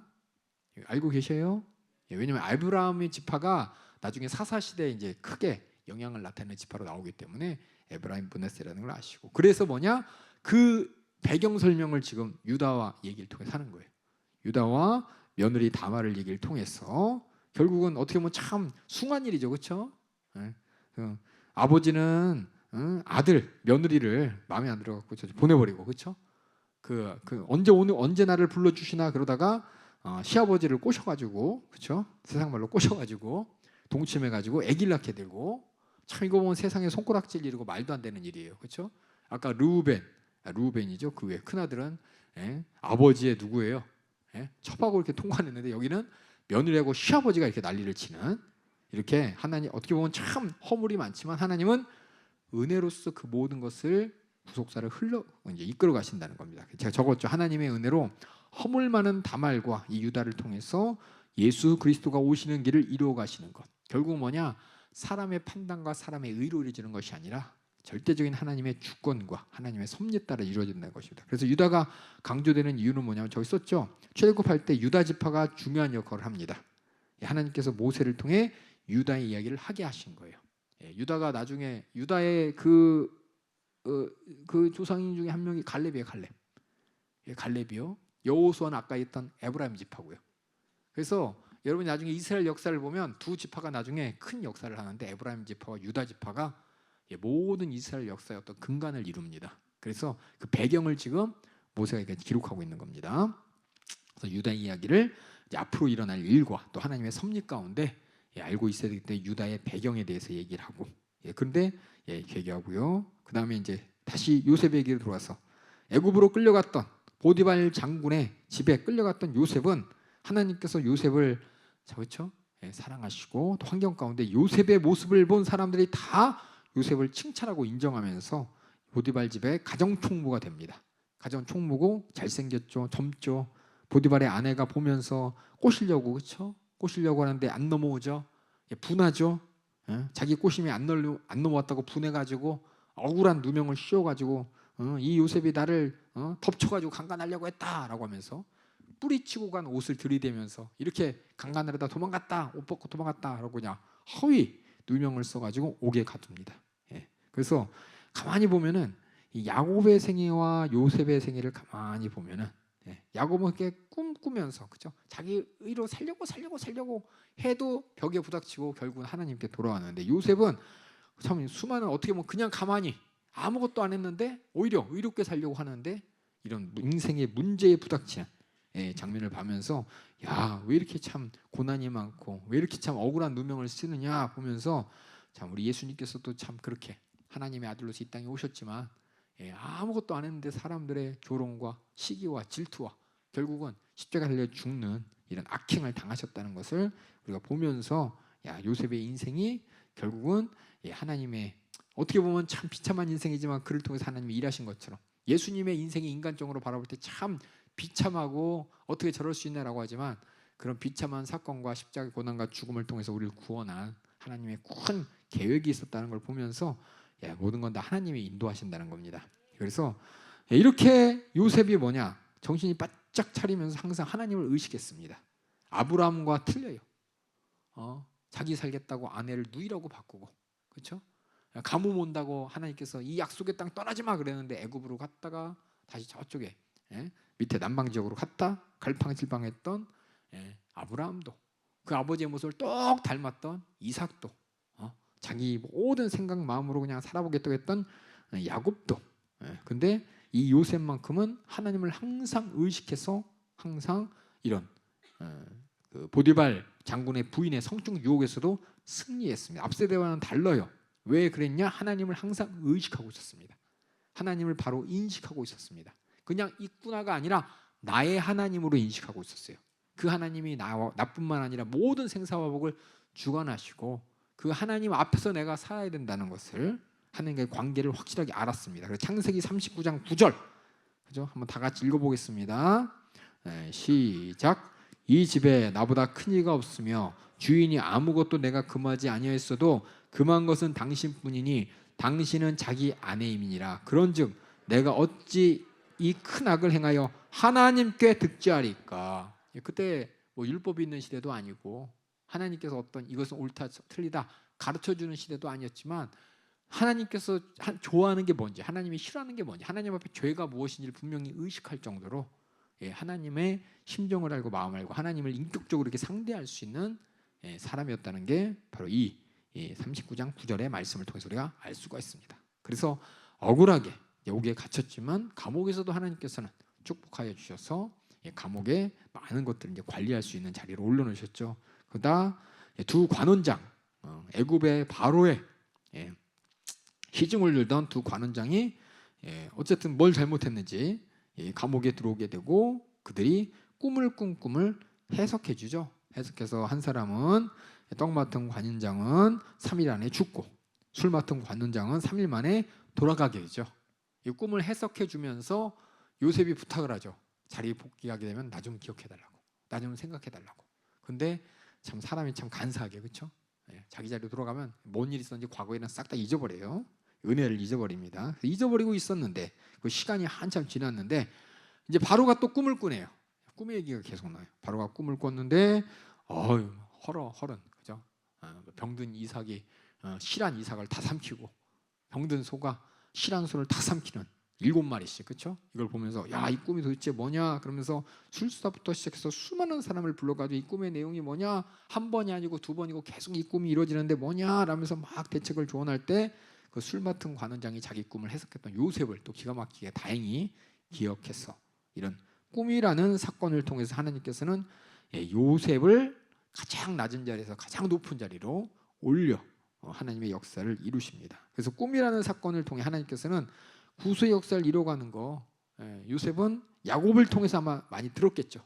내가 꿈의 말이야, 내가 꿈의 말이야 그러면서 그러면서 하나님을 의식하면서 하나님의 계획과 뜻을 이해할 수 있는 이 요셉을 하나님께서 그런 지혜를 주시고 사용하셨습니다. 그래서 종으로 팔려온 지 13년, 13년 동안 그렇게 참 옥에도 갇히고 누명도 쓰고 노예살이하고 감옥하면서 그렇게 살았습니다.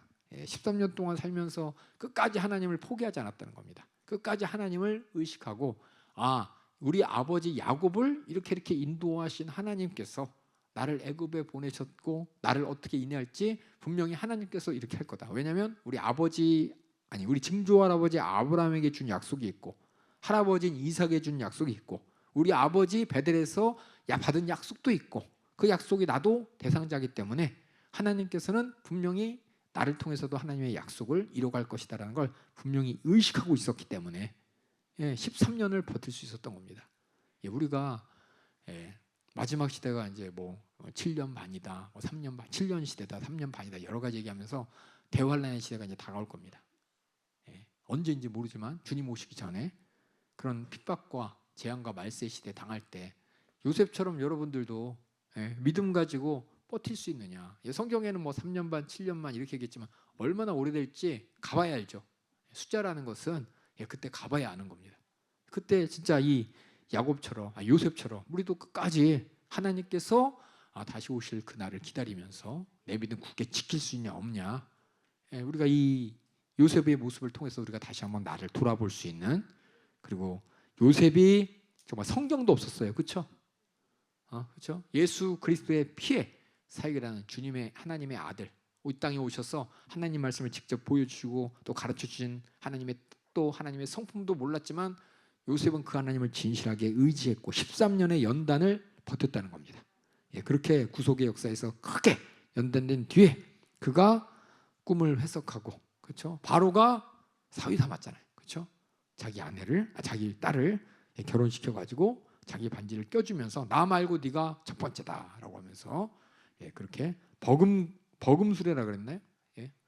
2인자가 타는 수레도 주고 하면서 이렇게 요셉을 큰 감옥에서부터 크게 올린면서 이름을 애굽 말로 사보네 바네아라고 이름을 졌습니다. 그게 이제 우리나라 말로 세상의 구원자다라는 거예요. 가뭄이라는 기간이라는 7년을 아직 일어나지도 않았어요. 앞으로 일어날 것이다라고 요셉이 지금 꿈을 해석했죠.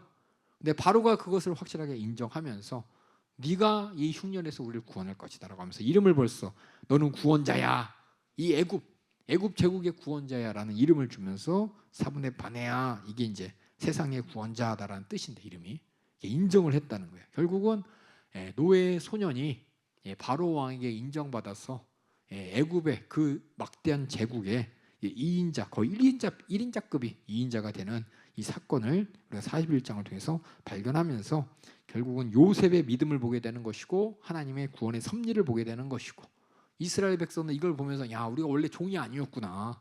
400년 동안 종살이하면서 아무 생각 없이 살았는데 사실은 우리는 이렇게 애굽 사람들에게 대접받는 민족이었고, 애굽 사람들의 그 기근이라는 어마어마한 그 시련을 뚫고 나오게 한, 어떻게 보면 우리가 은혜를 베푼 하나님의 민족이었구나라는 걸 정체성을 이제 발견하게 되는 거죠. 42장에 보니까 그렇게 요셉은 기근 가운데 그 기근을 해결하면서 애굽의 총리가 되었고, 그 기근이 결국 팔레스타인 가나안 땅, 약속의 땅에도 닥쳤기 때문에 약속의 땅을 떠나지 않고 야곱이, 그렇죠? 떠나지 않았죠. 이삭처럼 아브라함처럼 떠나지 않고 곡식을 사러 이제 애굽에 갔더니 곡식이 많다더라, 이 얘기를 소문을 듣고 형들을 보내서 곡식 사오라, 우리 굶어 죽겠다 해서 보내죠. 보내면서 가가지고 뭐예요? 요셉 밑에 바짝 엎드리는 장면을 보면서 요셉이 하나님의 꿈이 이겼구나 깨닫게 됐고, 그런 형들을 시험하죠. 너희들이 보니까 정탐꾼이다. 곡식 사러 온 게 아니라 애굽의 이런 비밀을 가지러 온 정탐꾼이다 하면서 억류를 하고, 억류인데 형들이 얘기해요. 우리 아니라고. 우리 야곱이 있고 아버지가 있고 우리는 형제가 있었는데 그 형제도 잃어버렸지만 형제도 하나 있었다고. 시시콜콜한 얘기까지 다 해요. 그렇죠? 다 하니까는 시몬을 억류하고, 그럼 진짜인지 한번 가서 동생 데려오라 그러죠. 동생 데려오라고 가고, 그러니까 야곱한테 형제들이 우르르 가가지고 음식을 갖고 왔지만, 기근이라서 음식은 사왔지만 가서 우리 시몬 형제가 억류됐습니다. 우리 가서 베냐민 데려가야 돼요. 안 그러면 시몬 큰일 나요. 우리를 첩자로 오해했었어요. 아버지 가서 우리 시몬 데려와야 되고 이 오해를 풀어야 돼요 라고 하는데 야곱이 베냐민을 안 보내죠. 요셉을 잃어버렸는데 베냐민까지 잃어버릴 수 없다 그러면서 안 보내는데, 유다가 막 설득을 하죠. 유다가 아버지한테 막 눈물로 가지고 호소해가지고 내가 베냐민을 만약 데려오면 내 목숨을 내놓겠다고 하면서 베냐민을 데리고 가서 요셉의 집으로 가고, 요셉의 집에서 이제 화해하게 되죠. 화해하기 전에 이제 화해하게 되는데, 여기 보면은 야곱에게 있어서 여기 제가 썼죠. 베냐민은 마지막 우상이라고, 그렇죠? 어떻게든 자기 집착, 그렇죠? 요셉을 잃어버린 다음에 절대 이 베냐민은 놓칠 수 없다고, 하나님의 뜻이고 섭리고 상관없이 베냐민만은 내가 뺏길 수 없다고 하면서 베냐민까지 진짜 안 놓치는, 뭔가 이렇게 우선순위가 베냐민이 최우선이었는데 하나님께서는 이런 사건을 통해서 베냐민까지 포기하게 만들면서 하나님만 의지하게 만드는 이런 사건, 하나님의 섭리를 또한 보게 됩니다. 그러면서 요셉의 집으로 형제들이 베냐민과 함께 초대되고, 거기서 이제 요셉이 자기의 정체를 밝히면서, 정체가 밝힌 게 아니죠. 정체 아직 밝히지 않고 잔치를 베풀어 주죠. 잔치를 베풀어 주면서 한 번 더 이제 시험하는 거죠.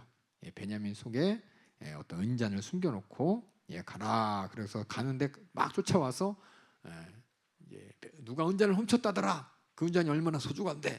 그랬더니 그 형제들이 누가 그러냐, 없다고. 그럴 리 없다고 하는데 뒤져보니까 베냐민 자루 속에 나오니까 난리 났죠. 야곱 죽게 생겼죠. 아버지가 그냥 침례에 빠지게 생겼죠. 그랬더니 유다가 막 내가 죽겠으니 나를 잡고 얘 동생을 보내달라고 막 눈물에 탄원을 하는 그 장면을 보면서 요셉이 이제 결국 자기의 신분을 밝히게 되는 거죠. 그래서 이거 보게 되면 요셉의 두 번째 시험을 통해서 결국은 그 형제들이 정말 자신의 죄를 뉘우치고, 그렇죠? 베냐민마저 잊어버리면 우리 아버지 어떡하나, 이제 깨닫게 되고 뉘우치고 이제 성숙한 신앙으로 이렇게 만들어지는 장면이 나오고, 요셉이 거기서 내가 바로 요셉입니다라고 얘기하면서 자신의 신분을 밝히죠. 신분을 밝힐 때 동생들 큰일 났죠. 그 형제들 우리가 팔아버렸는데, 죽이려고 했는데 애굽 총리가 돼서 이런 막강한 권세를 가지고 우리 어떡하냐 덜덜덜 떱니다. 떨 때 오히려 요셉이 이것이 다 하나님의 섭리고 주권입니다라는 신앙의 고백을 하게 됩니다. 그래서 우리 창세기 45장 7절 한번 다 같이 읽어보겠습니다. 자기 정체를 밝혔을 때 형제들이 어머 요셉 살았어 반가워하게 한 게 아니라 그렇죠? 죽일 듯했고 종으로 팔아버렸으니까 자신에게 복수를 닥칠까 봐 얼마나 무서웠겠어요. 복수할까 봐. 근데 오히려 요셉은 그들을 안위하죠. 하나님이 45장 7절 다 같이 읽겠습니다. 시작. 하나님이 큰 구원으로 당신들의 생명을 보존하고 어디서 기근해서 우리를 보존하기 위해서 내가 이 땅에 왔습니다. 시작. 당신들의 후손을 세상에 두시려고 나를 당신들 앞에 보내셨나니. 이걸 이제 이스라엘 백성들이 듣고 있는 거죠. 모세로부터. 그렇죠? 그래서 우리가 애굽에 왔었구나. 그래서 이렇게 애굽에서 우리가 종살이는 했지만 이 땅에 들어온 거구나. 바로 하나님 뜻을 이루기 위한 것이었고, 만약 그때 애굽으로 안 들어왔다면 기근 때문에 완전히 우리가 잊지도 못할 뻔했구나. 우리 완전 아브라함의 후손, 또 야곱의 이스라엘의 그 자손들 다 싹 망했구나. 다 하나님의 뜻이었구나, 섭리였구나라고 이스라엘 백성들이 모세로부터 이 창세기를 들으면서 하나님의 뜻과 섭리구나. 그다음 하나님의 뜻과 섭리대로 모세를 따라서 가야 되는구나라고 지금 생각을 가져야 되겠죠. 그래서 제가 잠깐 여기 적었죠. 요셉이 어렸을 때부터 Q&A에서 한번 생각해 보자고 이렇게 적었습니다. 애굽의 노예를 팔려서 하나님에 대해서 배우지도 못했었는데 창세기 45장 7절의 고백인 하나님과의 관계에 대해서 어떻게 알았을까? 이렇게 정말 하나님이 큰 구원으로 하나님의 섭리입니다, 하나님의 주권입니다 고백할 수 있는 것은 바로 야곱이 옆에서 가르쳤다는 것을 알면서 여러분들도 자꾸 내가 만나는 하나님에 대해서 특별히 자녀들에게 계속 얘기해 주세요. 그러면 참 우리 어머니 아버지들이 인색해. 뭐가 창피한지 간증을 안 해. 그렇죠? 간증을 안 해요. 간증을. 하나님의 살아계셔 나를 만나 주셨다 간증을 안 하고 교회 가서 예배 드리고 교회 가서 선생님한테 듣고 교회 가서라고 하는데 가정에서 내가 만난 하나님, 내가 만난 예수님을 인격적으로 내 자녀에게 이렇게 믿음의 기업과 후사로 물려줘야지. 난 아무것도 안 하고 세상에 학교 보내서 세상에서 학교 해주니까 교회에서도 교회 학교 가면 다 해주겠지. 교회 학교에서 만약에 일주일에 하루에 8시간씩 5일 4일하면 해요. 학교 안 가고 교회 학교에 와가지고 아침부터 도시락 싸갖고 와가지고 6시간 7시간씩 교회에서 배워라 그러면 해줄 거예요. 근데 우리 일주일에 한 번 오잖아요. 일주일에 한 번 주일학교 와가지고 우리 전도사님들한테 설교 듣고. 사실 어린애들이 목사님 설교 알아듣기 참 힘들잖아요. 물론 아이들 알아듣는 아이도 있지만 목사님은 애들 설교하는 게 아니라 일반 성도분들 설교하기 때문에 아이들 듣기가 어려워요. 그걸 누가 해야 되느냐? 교회에서 해줘야 되는 거 아니에요? 아니에요. 어머니 아버지가 하는 거예요. 어머니 아버지가 얼마만큼 내가 만난 하나님에 대해서 내가 보여주고 또 경험시켜주고 인정시켜주느냐. 그게 이제 아이의 믿음을 좌우하는 거지. 그냥 아이한테 야 성경 읽어 그냥 뭐 나는 못해 뭐 어떻게든 되겠지라고 이렇게 떠넘기지 마시라는 겁니다. 요셉과 야곱의 얘기를 보면서 저는 항상 요 얘기 나오면 요 부분 나오면 항상 우리 부모님들이나 어른들이나 우리 청년들한테 얘기해요. 꼭 내가 갖고 있는 믿음은 내가 자녀들한테 물려줄 때 계속 옆에 끼고서 얼마나 말이 닳도록 얘기했겠어요. 그렇게 계속해서 반복시켜줘야지. 얘기해주고 남 얘기가 아니라 내 얘기해줘요. 내 얘기. 남 얘기하면은 남 얘기야가 아니라 내 얘기이기 때문에 더 실감나는 것이고 내가 의지하고 사랑하는 아버지 어머니 이야기 때문에 바로 내 얘기가 된단 말이에요. 자녀 입장에서는 우리 자녀들한테 온전한 믿음의 유산을 물려주는 우리 여기 있는 우리 하나님의 자녀들 또 우리 연세중앙교회 성도들 되길 주님의 이름으로 축원합니다. 그뿐만 아니라 내가 전도할 사람에게도 내가 사랑하는 형제들에게도 꼭 그렇게 하셔서 하나님이 멀리 있는 하나님이 아니라 내가 만난 하나님을 꼭 전해줄 수 있는 여러분 되길 주님의 이름으로 축원합니다. 그래서 담임 목사님도 항상 본인이 만난 하나님 간증 얘기 많이 하시잖아요. 그렇죠? 그러니까 우리가 정말 실감 있게 듣고 하나님의 살아계심을 경험하면서 성경의 그 하나님이 바로 하나님이라고.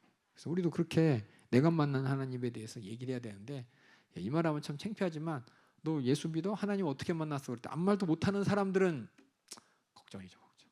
누구나 하나님께서는 만나주는 경험 주십니다. 경험.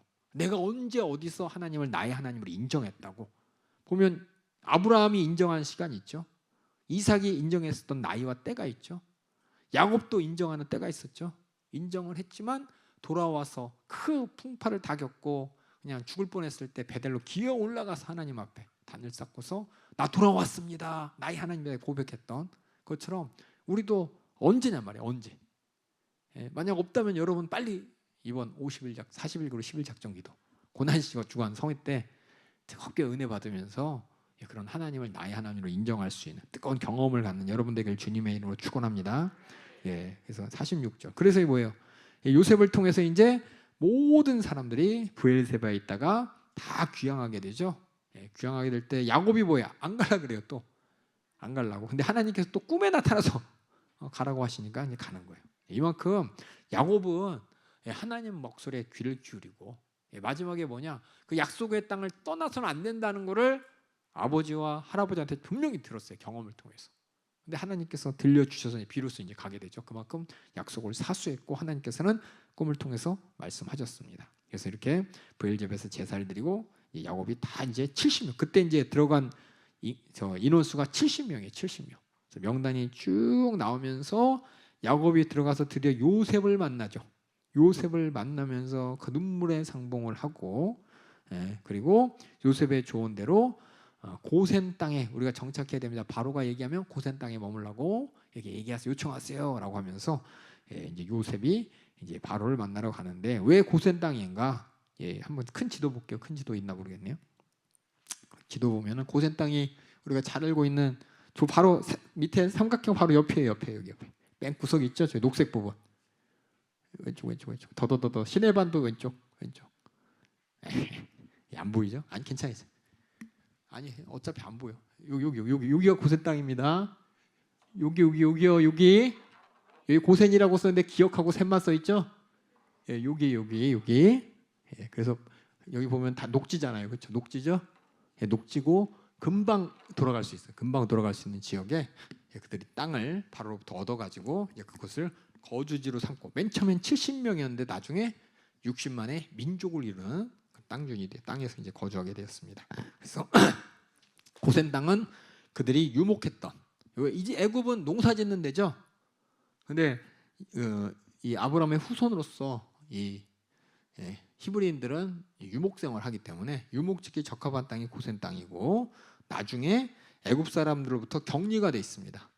그들은 나일강 저기 뭐예요? 삼각주 근처에서 농사짓는데 삼각주에 조금 비껴난 곳이거든요. 그래서 분리돼서 이렇게 민족성과 또 하나님 신앙을 온전히 보존할 수 있는 지역이고 무엇보다도 출애굽할 때 금방 나갈 수 있습니다. 아까 우리 나중에 출애굽기에 보겠지만 바울이 엄청 변덕스럽잖아요. 탈출하려고 했더니 나갔더니 금방 또 병거 끌고 쫓아오고. 그래서 그때 홍해를 통해서 헐르당 그들을 다 띄워넣기 위해서 하나님께서는 이 고센 땅이라는 곳을 예비하시고 그곳에 정착하게 됩니다. 그러면서 이제 바로가 요셉의 아버지인 야곱을 만나게 됩니다. 그때 나이가 봤더니 몇 살이에요? 130세죠? 130세 때 인사를 하는데 보니까는 야곱한테 축복을 받습니다. 애굽의 왕이 저쪽에 그 유목민 중에 하나, 그렇죠? 요셉의 아버지한테 안수를 받고 축복을 받는 장면을 보면서 그만큼 이스라엘 민족들이 애굽 이 사람들한테 어떠한 대접받고 어떠한 위치에 있는지 축복해주는 존재, 신과 같은 존재로서 이게 대접을 받았을 때가 바로 요셉의 때라는 것을 알게 되면서 이스라엘 백성들이 야 너희들 노예 아니야. 너희 하나님께서 이렇게 이스라엘 백성들이 바라봤을 때 신처럼 떠받드는 축복을 줄 수 있는 그런 민족이었어라고 알려주는 거죠. 그래서 야곱이 바로를 축복할 만큼 이스라엘은 인정받는 민족이었고 그렇게 지위가 높았다는 겁니다. 그 뒤에 요셉의 이제 흉년 정책이 어떻게 됐는지 쭉 설명하고 이제 야곱이 이제 죽을 때가 돼서 나 죽으면 여기 땅에 묻지 말고 우리 할아버지, 우리 아버지 그 무덤에 같이 묻어줘 라면서 약속의 땅에 대한 약속에 대한 유언을 하죠. 그러면서 147세에 이제 애굽 땅에 들어온 지 17년 만에 이제 죽게 되고 야곱은 그렇게 인생을 마감하게 됩니다. 그러면서 야곱이 장지 마지막 유언을 할 때 죽어갈 때 요셉이 야곱을 문병하죠. 야곱을 문병할 때 야곱이 요셉을 축복합니다. 축복하는데 요셉을 축복하면서 그 손자들을 축복해요. 손자를 축복하는데 이제 유언을 통해서 이제 지파를 다 정리하면서 축복하면서 어느 지파는 하면서 우리가 잘 알고 있는 너는 하면서 담장 넘어 그 얘기도 하고 여러 가지 축복을 하면서 요셉의 아들을 축복하는데 얘기를 하죠. 므낫세와 에브라함을 자기 삼촌의 반열에 얘네들이 나의 손주지만 아들 반열을 이렇게 올려버립니다. 올리면서 요셉을 축복하면서 그 두 아들을 나머지 아들들 축복하는 것처럼 축복합니다. 그러면서 오른손에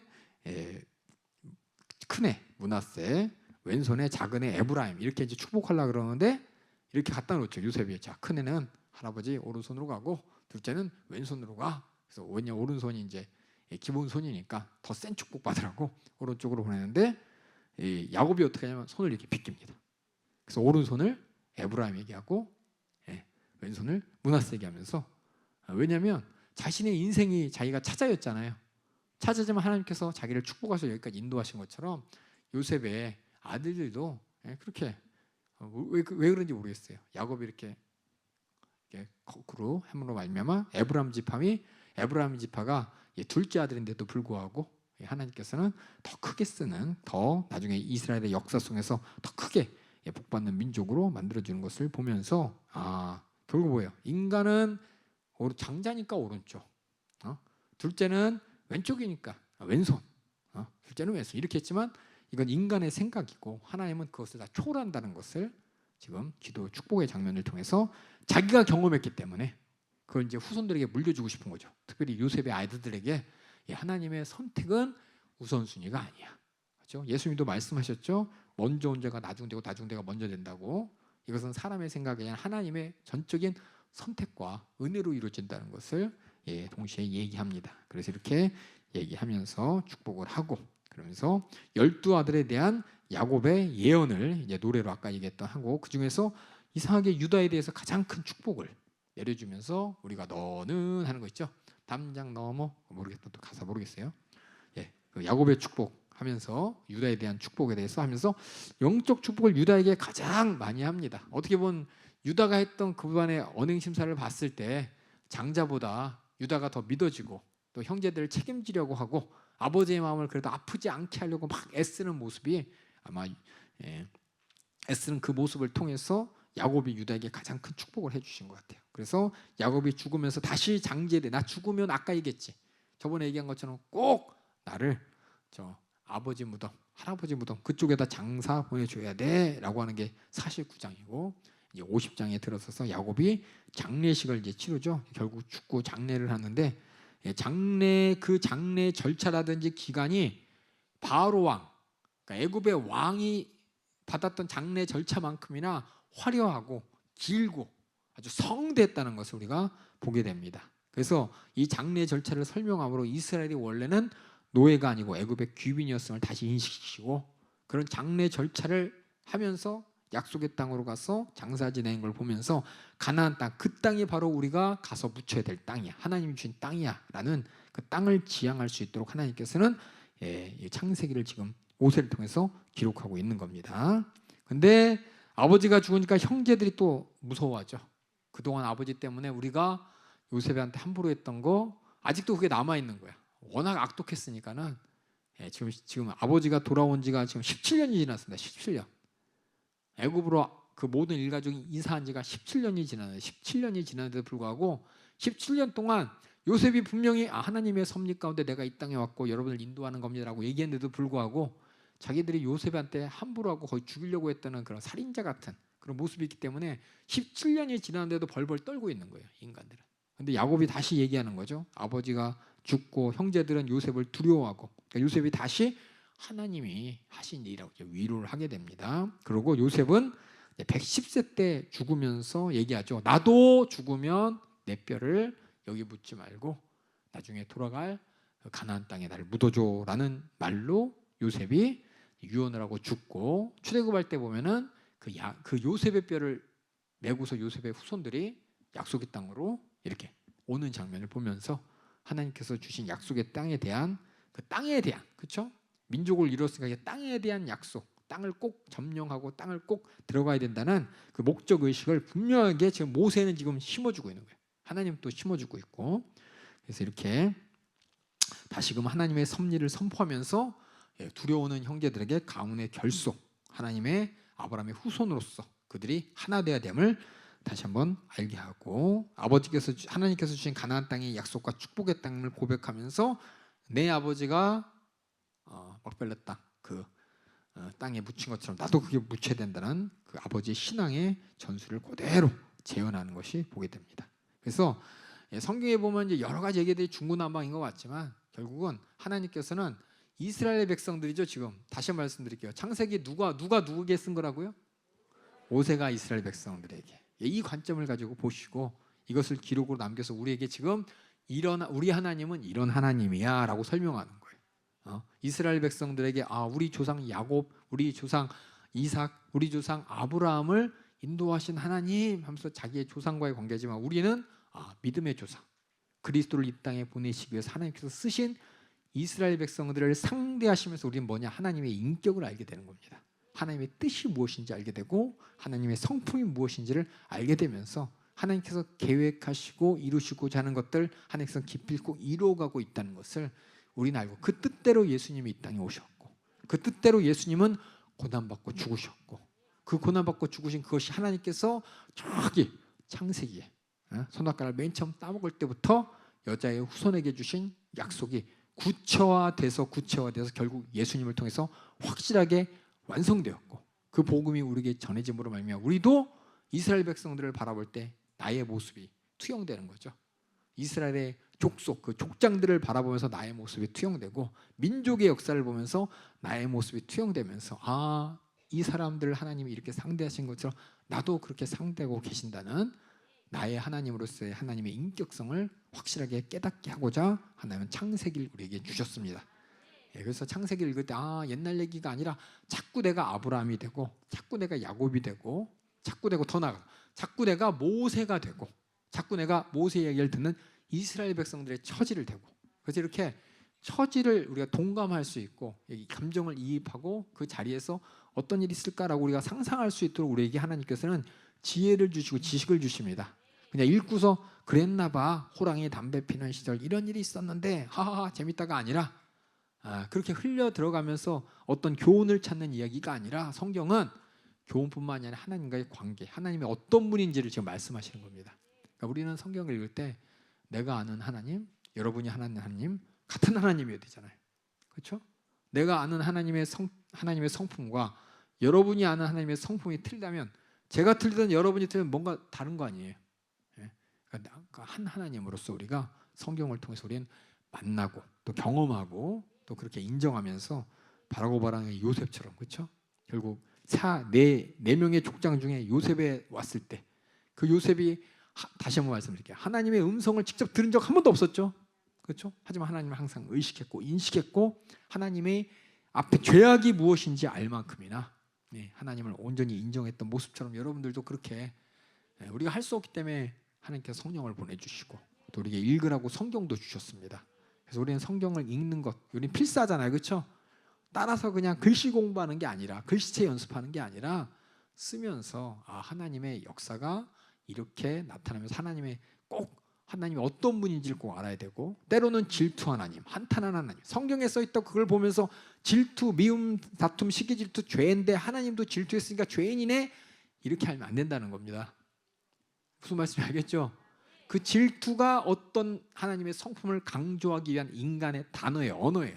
하나님이 죄를 지었다는 게 아니라 그만큼이나 사랑하셨다는 것을 질투란 단어로 표현한 것이고 또 하나님이 한탄하셨다 이걸 가지고 하나님은 후회할 일 안 해? 그럼 하나님은 미래를 모르는 거야? 하나님이 후회했다는 것은 앞으로 일어날 일이 뭔지 모르기 때문에 하나님이 아이고 그때 그럴 걸 하고서 그 후회와 한탄이 아니라 하나님이 속상했다는 표현을 가슴 아파했다는 표현을 그럼에도 구속의 역사를 이끌어가고 계신다는 그 표현이 하나님이 한탄했다는 단어로 어쩔 수 없이 인간의 언어로 쓴 거예요. 그러니까 우리가 하나님의 성품을 안다면은 이런 헷갈리는 단어 가지고 신학자들이 이런네 저런네고 할때라도 우리는 내가 아는 하나님은 그런 하나님이 아니라고. 그래서 이단에게 속지 말아야 되는 것이고 이런 사이비께 속으면 안 돼요. 이단 사이비들은 하나님의 성품이 뭘 안 나타나요. 자기 마음대로 만들어요. 성경대로 소개하는 게 아니라 자기 좋을 대로 설명이 우리 하나님은 이런 하나님입니다 라고 하면서 성경과 다른 하나님을 설명하고 성경과 다른 하나님에 대해서 설명하면서 수많은 사람들이 하나님을 온전히 바라보지 못하도록 얼마나 이 적그리스도들 거짓 선지자들 마지막에 얼마나 그냥 난리치는지 여러분들은 속지 않기 위해서 우리가 성경을 잘 봐서 하나님이 어떤 분인지를 알아야 됩니다. 어떤 분인지 알라고 예수님이 이 땅에 오신 거잖아요. 그러니까 예수님의 모습이 뭐냐? 예수님의 성품과 예수님의 뜻과 성경에 보이는 예수님의 성격들, 예수님이 어떤 마음에 대한 리액션들, 이게 다 뭐냐? 우리를 향한 하나님의 인격적인 모습이라는 것을 우리 확실히 알 수 있게 되었으니까 막연한 하나님이 아니라 정말 하나님 계십니까? 나한테 정말 다시 이 자리에 돌아오게 한다면 그때 내가 나의 하나님으로 인정하겠습니다 라는 심정으로 하나님을 보지 말고 그 하나님이 나를 얼마큼 애지중지하고 계시는지, 나를 어떻게든 만들어 가려고 수많은 상황 가운데 계속해서 힌트를 주시면서 연단케 하시는 그 하나님을 온전히 알고 사랑받는 여러분 되길 주님의 이름으로 축원합니다. 축원합니다. 이제 족장 시대가 끝나서 이제 다음 시간에 족장 시대 간단하게 정리하고 이제 출애굽 시대로 들어가도록 하겠습니다. 꼭 성경 읽으시면서 이제 출애굽 시대는 좀 많지만 여러분들 한 번은 잘 읽어봐야 돼요. 어느 부분 이야기가 돼 있어서 읽으면서 편한데 어느 부분은 계속 이야기가 아니고 어떤 법조문처럼 써 있어요. 이거하고 저거하고 이거 저하고 헷갈리더라도 그냥 한번 읽어보세요. 꼭 이 시간 다 같이 합심으로 기도하실 때 하나님, 내가 하나님을 인격적으로 알고 또 인격적으로 만날 수 있도록 예수 그리스도 하나님의 형상을 우리에게 보내주시고 예수의 언행심사를 통해 예수님의 기록된 복음서를 통해서 우리가 하나님을 알고 하나님의 뜻을 분별할 수 있도록 인도하심을 감사합니다. 내가 하나님을 온전히 알게 하여 주시사 이 마지막 때 거짓 선지자에게 속지 않게 하여 주시고 하나님이 나를 얼만큼 사랑하신지 나에게 주시고 싶어하는 그 영원한 생명의 가치를 내가 함께 동의하고 함께 감사하고 은혜로서 주님의 뜻을 따라갈 수 있도록 우리 모두의 눈을 열어주시고 귀를 열어주시고 마음을 열어주시사 우리 하나님을 온전히 바라보게 하여 주시고 하나님과 나 관계를 온전히 만들어가게 하여 주시고 하나님의 뜻대로 끝까지 따라갈 수 있도록 우리 모두를 책임져 주시옵소서. 그렇게 우리 연세중학교에 하나님께서 쓰시는 우리 담임 목사님, 어제도 2부 4부 말씀 전하는 일에 사용하셨고 오늘도 지구촌 실천목회 영원 사모대학 전국의 전세계 목사님들을 위해 주님이 말씀의 통로로 사용하셨습니다.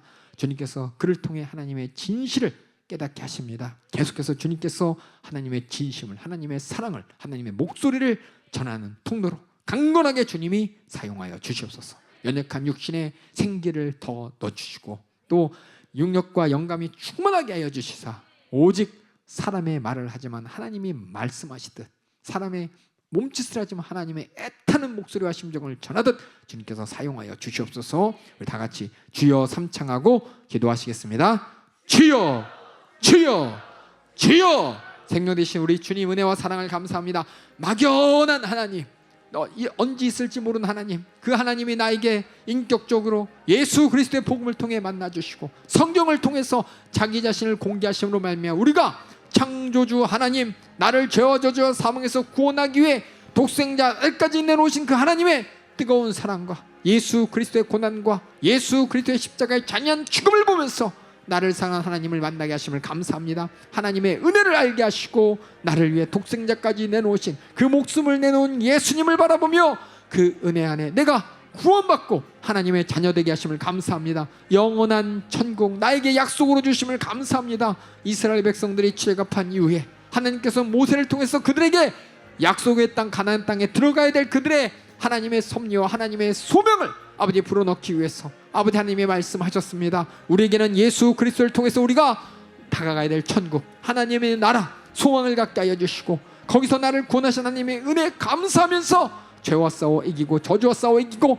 죄를 짓게만 악한 마귀 개와 싸울 수 있도록 예수 이름의 권세를 주시고 또 우리의 인생의 방향, 인생의 목적, 인생의 의미를 주님 깨닫게 하셨습니다. 나에게 주신 인생의 의미, 육신의 때가 영혼의 때를 위해서 아름답게 가꾸어지고 아름답게 사용되는 터전이 되게 하여 주시사 영혼의 때와 상관없이 내가 이 땅에서 먹고 살겠다고 이 땅의 문제에 나의 지혜를 가지고 나의 지식을 가지고 나의 수단을 가지고 아둥바둥하며 때로 내가 힘들다고 주님 앞에 이 땅에 것 해달라고 하나님을 수단으로 여기는 못된 습관 버리게 하여 주시고 우리 하나님을 창조주 하나님이요 구원주 하나님이요 절대적인 권세자로서 인정하며 그 하나님이 나를 사랑한 그 사랑을 인정하며 내게 줄 영원한 천국의 가치, 내가 그 가치를 절대 잊어버리지 않게 하여 주시고 아들의 목숨을 내놓고 아들의 고난을 당케 하시면서까지 나의 질병과 저주와 나의 저주를 아버지 나의 모든 문제를 해결하신 아버지 하나님의 사랑, 그것을 넉넉히 담당하며 아버지의 뜻을 이루신 예수 그리스도의 복음에 우리가 충실하고 그 복음에 감사하고 그 복음 따라 천국까지 갈 수 있도록 인도하여 주시옵소서. 그렇게 주님의 애끓는 심정과 마음과 말씀을 우리 사랑하는 담임 목사님을 통해서 우리가 시간 듣고 경험케 하심을 감사합니다. 사람을 바라보고 사람의 목소리를 듣는 것이 아니라 쓰시는 하나님의 목소리를 듣고 쓰시는 하나님의 뜻을 분별할 수 있도록 시간 우리에게 은혜 내려주심을 감사합니다. 은혜의 종으로서 주의 사자가 어제도 2부 4부 주님 말씀 전한 일에 사용하시고 오늘도 전 세계 전국의 수많은 목회자들 사모님들을 위해 말씀의 통로로 사용하셨습니다. 그를 통해서 온전한 하나님의 뜻을 모르는 자들이 하나님의 뜻을 알게 하여 주시고 하나님의 성품을 모르는 자들이 하나님의 성품을 경험하게 하여 주시사 온전한 하나님, 나의 하나님, 나를 책임지시는 하나님과 인격적인 관계 가운데 하나님을 사랑하고 하나님께 예배하고 하나님 말씀에 순종하며 하나님의 뜻을 이루며 하나님께 영광 올려드리는 우리 모두가 될 수 있도록 주님 역사하여 주시옵소서. 그렇게 계속해서 주님이 하나님을 알게 하여 주시옵소서. 하나님을 뜨겁게 만나게 하여 주시옵소서. 하나님을 오해하는 모든 오해에서 벗어나게 하여 주시고 그 하나님이 나를 창조하신 이유와 나를 구원하신 은혜 안에서 날마다 주님과 함께 기뻐할 수 있는 주님의 영광의 자리를 소망할 수 있는 우리 모든 성도들 되도록 주님 역사하여 주시옵소서. 역사하여 주시옵소서. 생명 되신 아버지 하나님, 은혜와 사랑을 감사합니다. 시간 우리를 목소리를 통해 하나님의 목소리를 통해 불러주시고 말씀을 통해 만나주신 주님 은혜와 사랑을 감사합니다.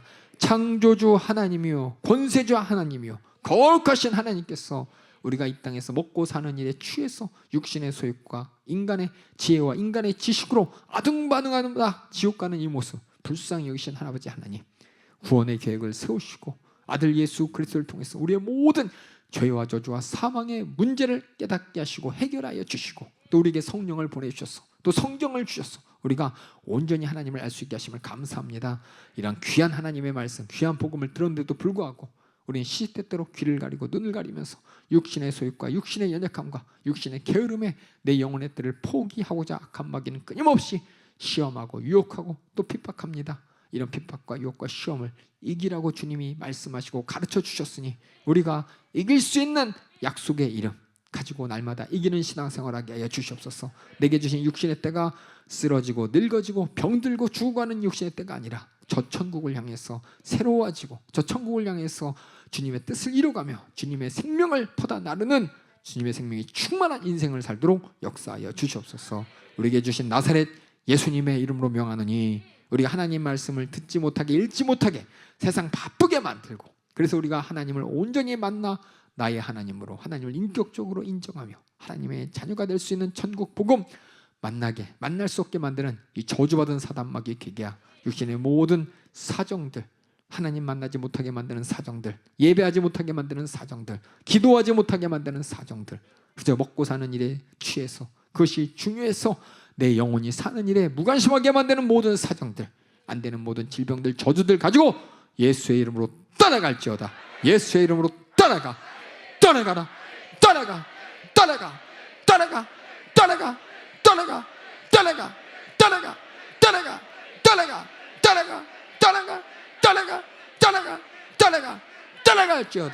떠나갈지어다. 우리 하나님을 알고 하나님의 뜻을 알고 하나님이 주시고자 하는 건 내가 간구함으로 주님이 주시고자 하는 모든 것을 받아 누릴 수 있도록 인도하여 주시옵소서. 그렇게 날마다 주님과 함께 이기는 신앙생활을 할 수 있도록 주님 역사하여 주시옵소서.